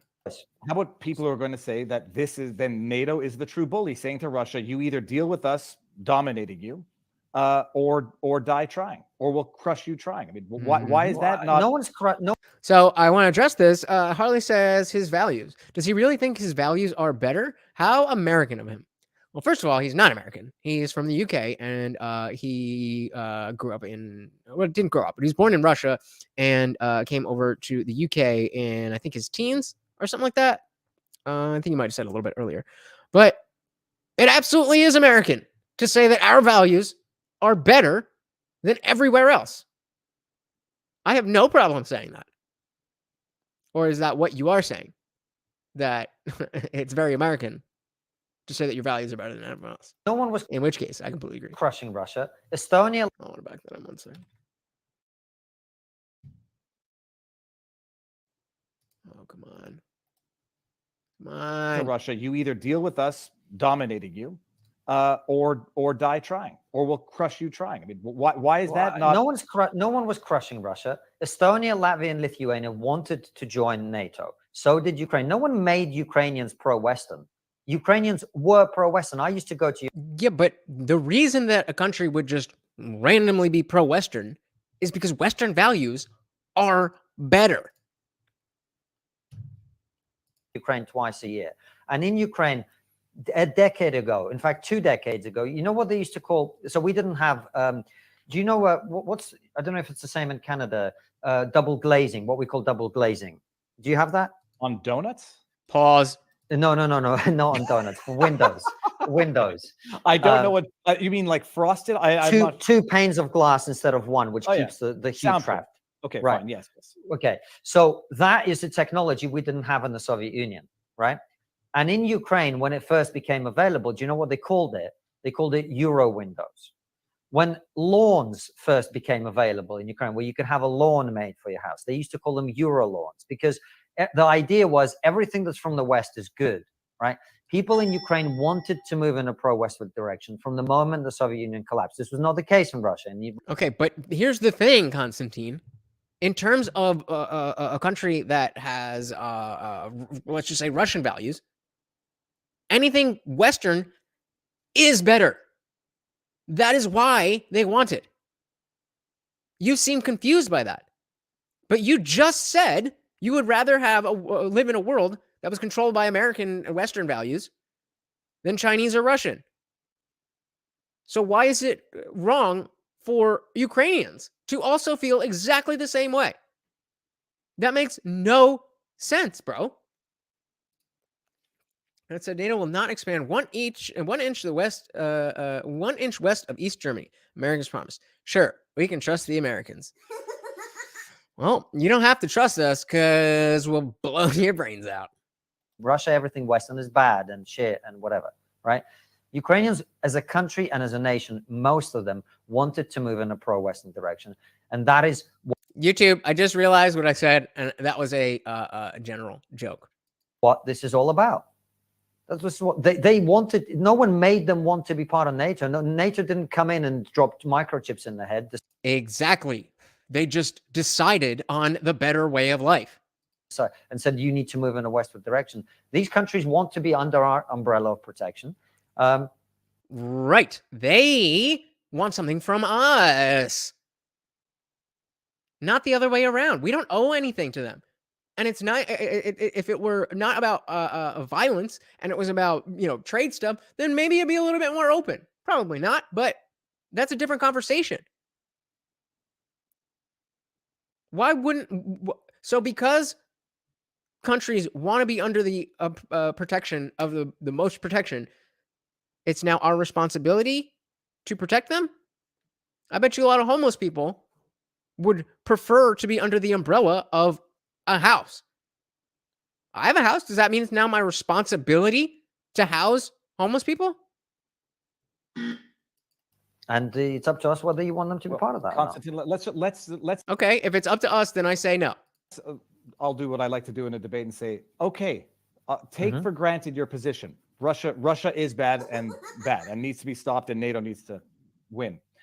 What do you say to the fact that this war is actually doing nothing other than continuing further conflict because it's very profitable for all of the parties involved, and it's using Ukrainian innocent civilians as the pawns to further endless war? Oh, Mike's leaving us early. Oh, no. All right, Mike. Thank you so much for hanging out, brother. I really appreciate you. And hopefully, I guess if you're going to bed, we won't see you in Discord, but hope to see you in the next one. And hey, guys, I've been dropping in standalone videos every single day, so make sure you check those out. Thank you so much, Mike. Peace. So that I agree with you. War is bad, and the sooner it can end, the better. Okay, then we all agree. The question is how it ends, and this is what I never hear from the people who think they're pro-peace, which they're not. How do you end this war? How do you end this war? Tell me. I don't know, but not getting into it in the first place, I think, is a peaceful position. Well, I would say you will negotiate, hold independent referendums on the eastern provinces, and eliminate. How do you hold independent referendums I would say in a country that's occupied? Well, I would say get the UN in, but we know what the UN does when they get. Yeah, but all the people who were going to vote to stay in Ukraine have already been fled, killed, or in prison. But so now you've set up a premise where there is no resolution, because if you lose the vote, no, that's not what I said. I gave you my resolution. I gave my resolution on March the 3rd when I was on Question Time in this country, and I gave it to you during this talk again. Right. All right. Well, I must have missed that. I must have missed how he said that this was going to end. So maybe he's going to lay it out for us directly right now. Russia gets to keep those eastern regions that it's already occupied, because no one in Ukraine expects to get them back anyway, right? It gets to keep Crimea, in my opinion. Ukrainians, by the way, don't like me saying this, but this is my opinion. Mm-hmm. And in exchange, Ukraine gets to join NATO. That's the deal. Now, neither Russia or Ukraine will accept that deal right now. That's why the war won't end. Well, I think nobody's going to agree to them joining NATO if what NATO's going to want to do is continue bio research on Ukrainian soil and plant nukes there. I mean, obviously, the whole point is here: take the little sliver and allow us to bring in arms that will allow us to, when we want to kick you out of that sliver the next time, do it. Boy, howdy, because we've got nukes on your border. Okay, so tell me how you end the war. I would say hold something of a referendum on the eastern provinces. Well, so we've already got to. Let him talk. Let him talk. You can say these random things, and he will make sure that you're done speaking, even though you're not really making a point. But he can't get out one word when you're asking direct questions. And we know that's impossible. No, you got to that point. You asked me my solution. Now you're telling me why it's not possible. Well, it isn't possible because the people who are going to vote there don't live there anymore. So you're then holding a referendum on a territory that's been cleansed of anyone who was going to vote in a way that Russia wasn't going to like. Yeah, okay. Well, I mean, I was going to analogize this to the Middle East, but I will not. Okay. That would be, you may not like the solution. You'll say, I'm going to lose that solution. So, but you're already prepared to concede it under your peace plan anyhow, so it should be no problem. Right, because I don't want fake referendums to legitimize what happened. Well, you'll have to either caveat the referendum with, but we know we're going to lose. And I mean, I don't know what the solution is to the denazification of the Ukrainian army. Hey, we got the Gen X boomer in the building. Welcome, welcome, welcome. Loves indie film. I wonder why. Welcome to the party. Welcome, welcome, welcome. I mean, I don't know how you eliminate the Azov battalion, but if that seems to be... It's already been largely eliminated in combat. So how do you denazify the US military, which probably has more Nazis in it? Well, I would say, you know what I would say? I would say defund the American, not defund... What about denazification of the Russian military? Much more Nazified than the Ukrainian one. What about denazifying the Russian state? Dmitry Rogozin, former deputy prime minister of Russia, former head of Russia's equivalent of NASA, openly on camera doing a Nazi salute saying white people of the world unite. That's fine, is it? No, what you're saying is, I think... So why don't we denazify? He is so... he's arguing in such bad faith. I did not expect this. Because everything that I've seen from Triggernometry has been so straightforward. But this is completely... It's like a different person. It's like a different person who's here on his back heels.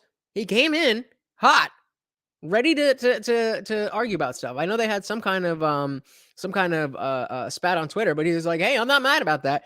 Well, you seem mad. The Abrahamic Accords, fair enough.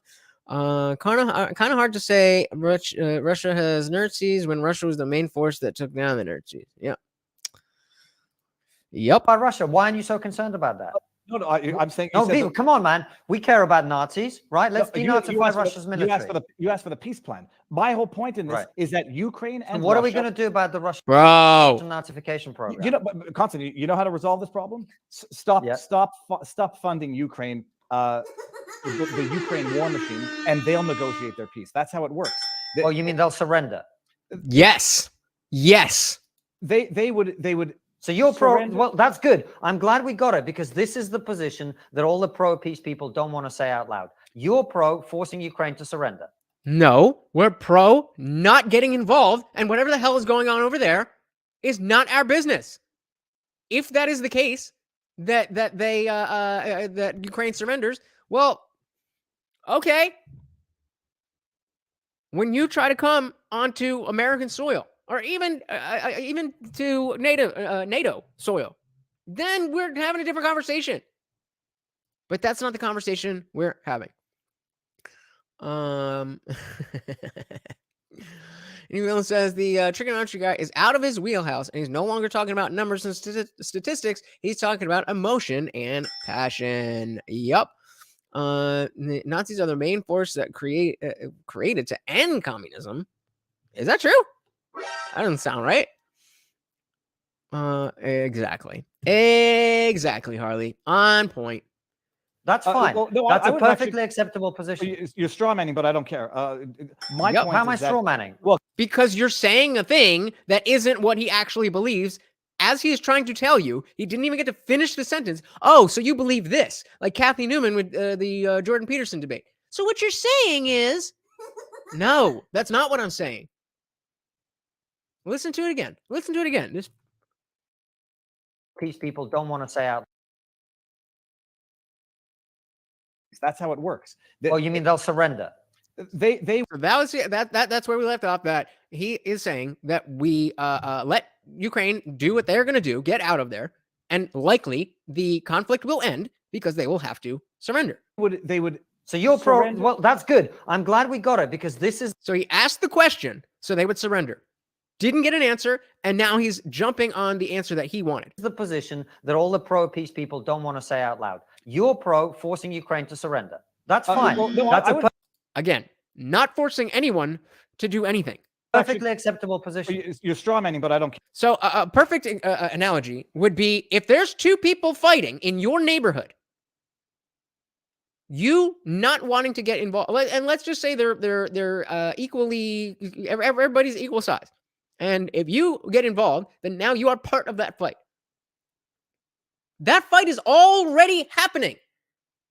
So you are not pro this guy losing or that guy losing by not getting involved. If you were pro that guy losing, then you would help the other guy win. We're specifically saying the opposite. That is the straw man. That if you don't get involved, then you must be for the downfall of the weaker person. No, that's just not how logic works. My point How is am I that, strawmanning? well, 'cause You said take away the support and they will Mhm. negotiate their peace. The only peace they'll right. be able to negotiate is a Right. full surrender. well, you're predicting. The That's what would future. happen. He's trying to win the argument instead of Well, but If they can't defend themselves and Russia's invading, what They- other solution but- is there going to be? But Konstantin, first of all, there are different ways to protect yourself. Not all of which is through a corrupt military machine that will enjoy a war that never ends. You presume the U.S. is involved to support Ukraine when they might just be involved to promote this war for as long as they No, can. forget about it. Yep. So, so if someone broke into your house and conquered it, and you would have to surrender it without the help of the police, is that a question or is that a statement? So if someone broke into your house and conquered it, and you would have to surrender it without the help of the police, why would I have to surrender it? It's my property.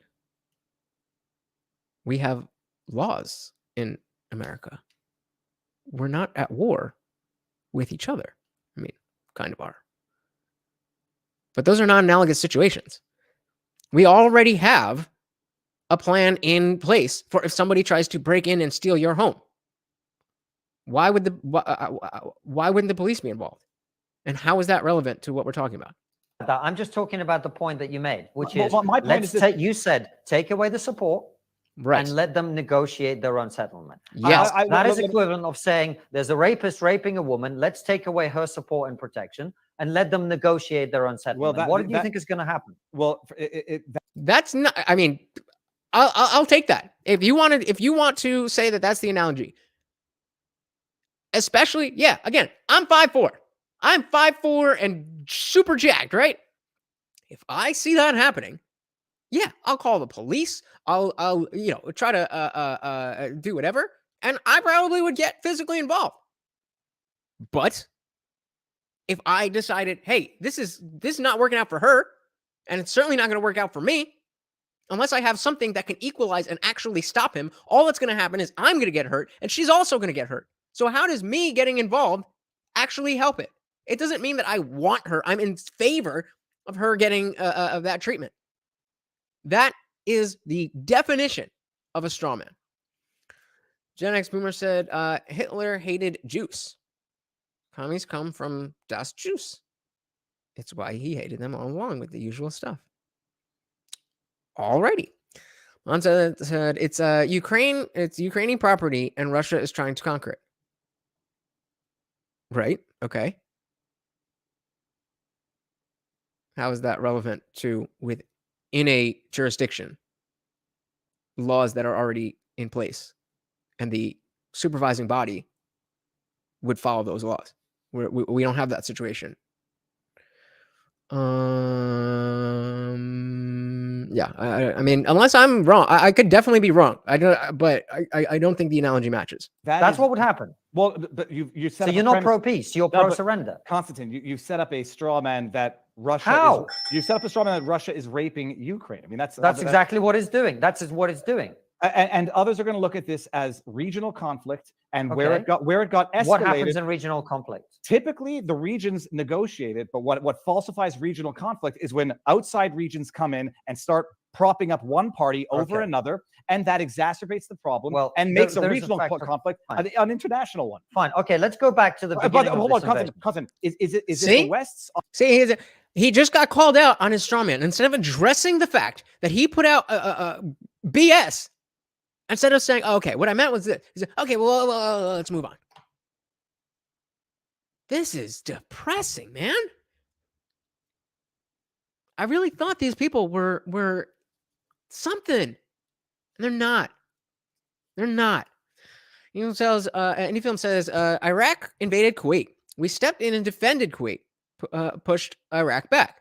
We had an interest in a stable Middle East because of oil production.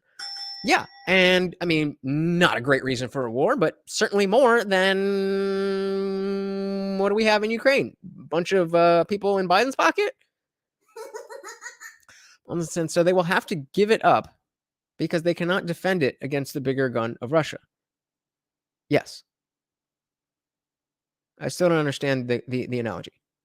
Somebody robbing your house when there's already laws and a police force in place is not the same thing as two countries going to war.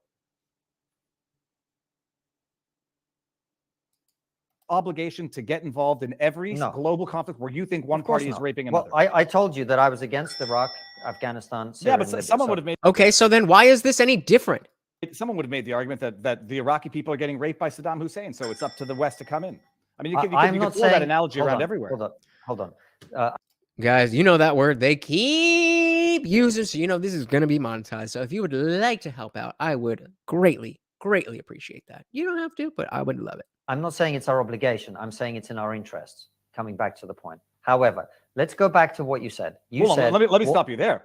Not our obligation, but in our interests. Yeah, of course, it's in our interest. I said that again an hour ago. But that's it, because it's an interesting way of viewing conflict. Let's just come back to the point that you made, right?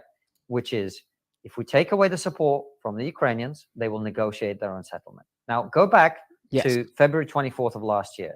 Okay. What happened when Ukraine didn't have foreign support of the scale that it has now? Russia nearly occupied all of central and eastern Ukraine, half the country. So what I'm not understanding is he keeps framing the conversation that if Ukraine surrenders, that everybody loses. Okay. But you don't have an alternative except more fighting. So if people are going to die and there's going to be war and there's all this I don't understand if you don't have a good solution, then what are you trying to accomplish? Did I miss something? Now scale the problem up a bit and pretend that it is Ukraine's house that Russia is trying to invade and conquer. Okay, but Ukraine's house is not in Russia. And so there's no governing body over Ukraine and Russia that is already in place to deal with if Russia tries to conquer Ukraine's house. That is what war is. I'm not saying it's good and fun and nice. I'm saying it's not the same thing as when I can call my local police and say this happened and file a report. There's already that system in place. So what system is in place for Ukraine? Who is the cops in this situation?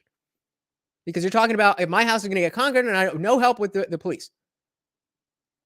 You're saying that America is the police. And I'm saying I don't want that. Right? I'm not sure I would. That's what happened. What do you mean? They were this far away from Kiev. They took Kherson. They were this far away from taking Kharkiv, and they were pushing Ukraine out of the two eastern regions. Jamie, and that was with a lot of support. Fact that one for go look on the map, man. I know what was happening. I was paying pretty close attention. Anyway, that's what was happening. They nearly took over half the country, including the capital. So if Ukraine had no foreign support, what kind of peace settlement do you think they'd negotiate? I don't care. I don't care. I care about the homeless people in my own country. I care about the mentally ill people in my own country. I care about the drug addicts in my own country. I care about the people who can't afford dinner. I care about the people who have to work 90 hours a week just to support their family in this country. That's what I care about. So I'm sorry if I only have a limited amount of space in my mind and my heart to care about things. But I cannot care about everything in the world. And before I care about Ukraine, I'm going to care about my own countrymen.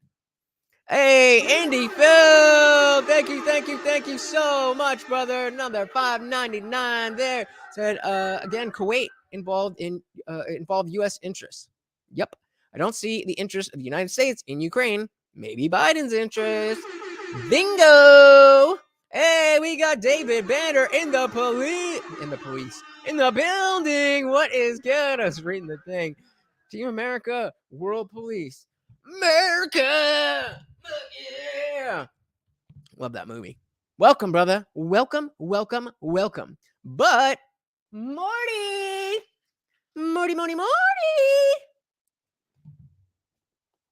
Indie Film trusts me, so I'm just going to toss it to you. You can stay there. Thank you so much, Indie Film. Let me change the banner here. We miss anything else? Well, yeah, that's kind of a very different issue, right? If Russia knew for a fact that they could overrun the entire country, well, they would just miraculously stop, would they? No, I think they would have negotiated the independence or referendum of the East, but now you've already predicated that not being a They solution. nearly occupied Kiev in 3 days. And But and your point is? we're gonna have. I'm not that we're gonna have to double check. They were this close to Kiev. They were literally on the outskirts. I had family members sending me videos of Russian tanks on the outskirts of Kiev. Is it? I mean, and if you pull Western support away from Ukraine, they would take over at least half the country. Oh no, David can't stay. All right, thank you so much for stopping by, brother. Very much appreciated. And yes, I have got a good show for Wednesday. I saw it just before this, but I already had this one set up. And I do think this one is important, but Wednesday's going to be fun. We're going to have fun on Wednesday. Did we miss anything else here? Gen X Boomer says they are making chemical and bioweapons, and they have everything on Biden, and likely the Clinton email mess. Also, it's really great. Here, I already gave you one, but here, let's do it on camera. Let's do it on camera for the peeps. Say thank you, Indie Film. Good boy. You got to go lay down now. Go lay down. Thank you, Indie Film. Also, it's a really great place to test a lot of weaponry and keep the gears greased. Agreed.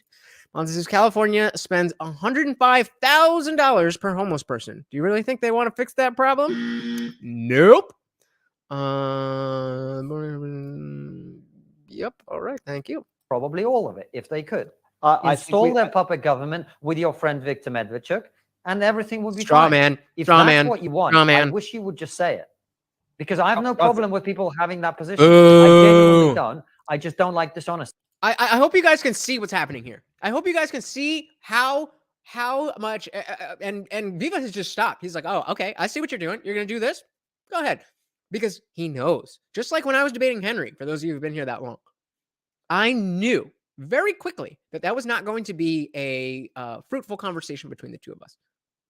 And so once I realized that, I knew the only benefit to having that conversation was to let him keep going, to show you guys exactly who he is and who I am, and how, atheism and Christianity and all that, it is not as black and white. Listen to, again, what he's doing here, and watch Viva's face as he's talking. Come back up. They were literally on the outskirts. I had family members sending me videos of Russian tanks on the outskirts of Kiev. And if you pull Western support away from Ukraine, they would take over at least half the country, probably all of it, if they could. Install their puppet government with your friend Victor Medvedchuk. See, now your friend Victor, whoever. And everything would be fine. If that's what you want, I wish you would just say it. Because I have no problem with people. Look at that face. Like, bro, are you serious? You really think that you know that that's not what I think. You know that you're just posturing. You know that you're just saying that because you don't have any better arguments. You know that if you actually engage with my real argument, you would lose. And so now you're posturing so that the people who are too dumb to understand will think that you won. People having that position. I genuinely don't. I just don't like dishonesty, right? If that's what you want, say it. Konstantin, I've said what I think would be the solution to this. It's that. No, that's It's not. that. That's your straw man to make it look like this. It's not a straw man. It is a straw man. And I completely agree with Gen X Moon here. This guy is a douche.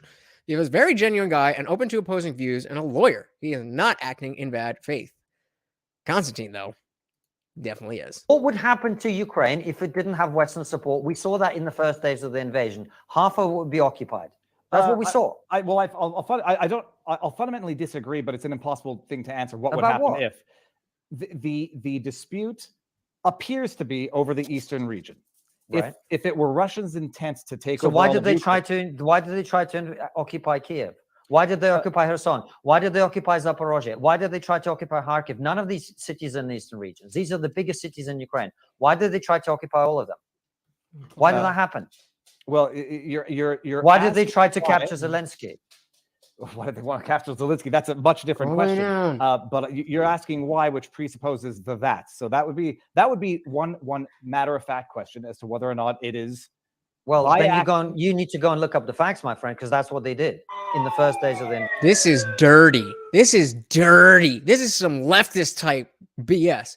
Hey, what is good? What is good? Thank you. Morty, say thank you to Dan.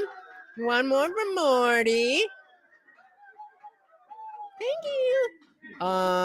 So Dan, since I can definitely trust you, I don't. What currency is this? And is it more than $10.99 in US dollars? But thank you so much. Yeah, man, this is legit.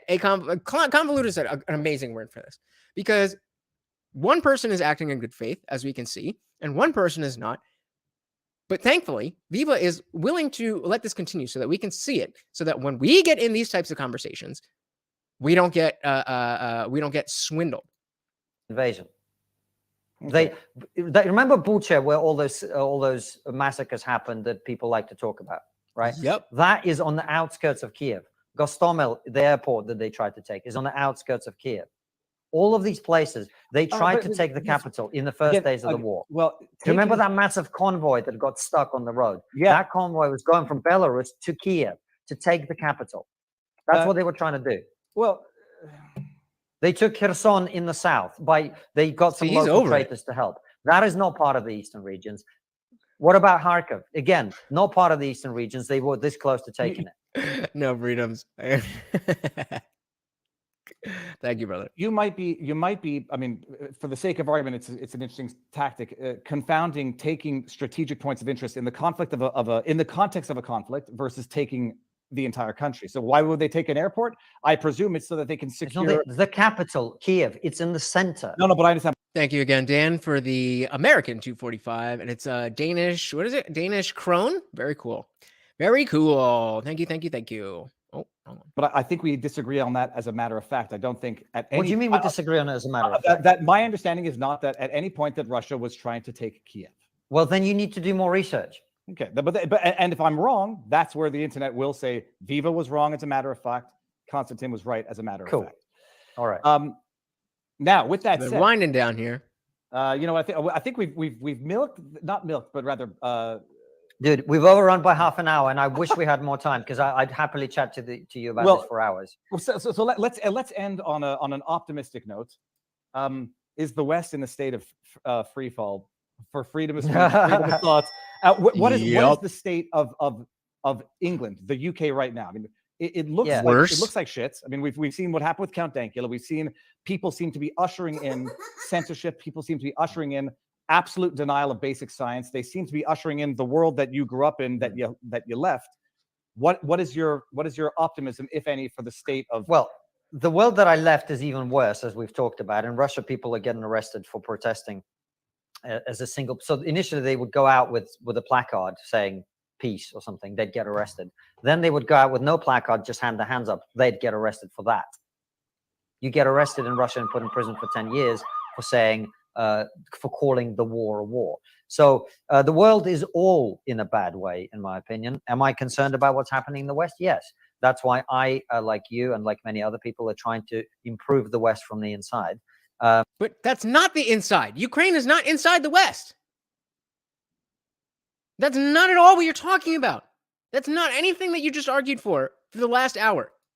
If you think Putin is the solution to the West problems, you have another thing coming. And of course, that is not at all what Viva said, but sure. I don't mean you. I don't mean you. Let me say this. I don't think Putin's the solution. I think this conflict in Ukraine and the drumming up of getting into World War III is part and parcel of the downfall of the West. That's what I genuinely feel. Nah.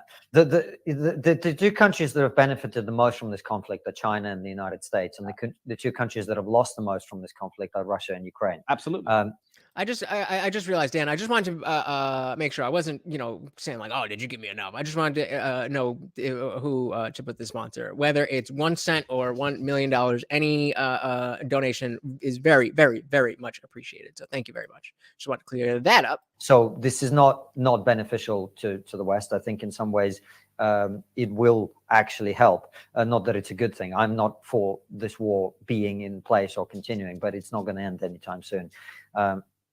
And so the West is in trouble. I think many other countries are in even worse situations. And what we have to do as Western citizens is look inward and deal with our own governments and hold them to account and try to also change the culture. Because I say this often to Americans, it's like the reason, for example, comedy is in not nearly as much trouble in America as it is in the UK is not that you have a First Amendment, it's that you have a First Amendment culture. Right. You have to have a culture that underpins these attitudes. I like that a lot. It's not just that we have the First Amendment. We have a free speech culture. We have a culture of wanting to keep that going, that we value that. That is a value that we can all hold together. Whether you think, gender stuff is the greatest thing since sliced bread, whether you think that God is everything, we can all agree on this one value. And it's not the only one. We just have to focus on what those values are that we do agree on and focus on those instead of just trying to push the beliefs behind the values that we hold.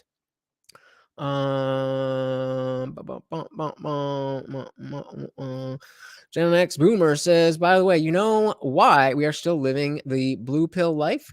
The world has never had more peace than right now. Well, except for, when Trump was in office. Freedom says we don't have free speech. We just think we do, and it benefits the people in power. We absolutely does. Yep, there you go. Doesn't mean freedom from consequences. We absolutely do have free speech. Before anything else. So I think that's our job. We got to change the culture. I'm trying to do that. You're trying to do that. And let's carry on. All right. Konstantin, thank you very much. You know what? I thought this when you told me in the beginning that you only had an hour. I said I'm going to try to go for as long as I can because it's the ultimate compliment when someone goes past the allotted time. Yeah. Thank you for staying on with me. Everybody in the chat, thank you for being here. I didn't get to the super chats, but I've starred them, so I'll get to them in my locals. And thank everyone for that. So we got the gist there, and this is something I'm very glad that we did this. This wasn't, one of the most exciting shows, and I know that, but not all of them are going to be super exciting. Not all of them are going to be people, arguing back and forth. Even though we did get a decent amount of conflict there, I think the reason it's so important is to understand not just the things that people are saying, but who are the people that are saying the things. Whenever we cover the red pill stuff, it's not very often that we disagree with a pillar of the red pill ideology. I mean, maybe more extreme ones, but in general, those of us who are into that stuff agree with the general sentiments of all of it. But I know, hold on, we're almost done. The problem is the people who are spreading that message and the way they are spreading that message. And so even if Konstantin here is 1000% correct about every word he said, the way that he is acting and behaving and carrying himself loses a lot of credibility in my eyes. Now, that doesn't mean that I can't listen to another word that he says, but it certainly means I'm going to be a lot more skeptical of his positions and his reasoning and the types of argumentation that he uses. So I hope that, the next time we do something with trigonometry, I think it's going to be the detransitioner. I got to check that out. I don't know if it's going to be great for a show, but I imagine it will be. The fact of the matter is, it is that important to understand who are you listening to. So even if we need to get into the weeds about Ukraine and Russia, I'm glad you guys taught me a lot. So I'm glad we got to discuss some stuff about that. And whoever is headed over to Discord, I would love to hear more about what you guys know, what you guys don't know, what you guys have heard about all this stuff, because I really don't pay too much attention to it at all. Couple more comments here. Gen X Boomer says, seriously, those consequences should not stretch past personal contacts. Like, dude, you think Seinfeld sucks? F you, never be near me, fool. That's the worst of it. Yeah, and that's kind of what we got here. And it's sad because I thought this guy was somebody that we could depend on, and it just seems that he, instead of somebody we can depend on, he's just somebody with a platform that we can use for our benefit. And similar, but not the same thing. Holly is saying to Seabass, what I understand is about people of Israel, not the land. People of Israel considered special because of their faith to God after what they endured, not the land. And I guess you agree. I don't know. So head on over to Discord, guys. We are starting the panel ASAP. That is the link in the description, and I think I put it in the pinned comment. No, that was the last thing. So in the regular videos, it'll be in the pinned comment as well, but check the description.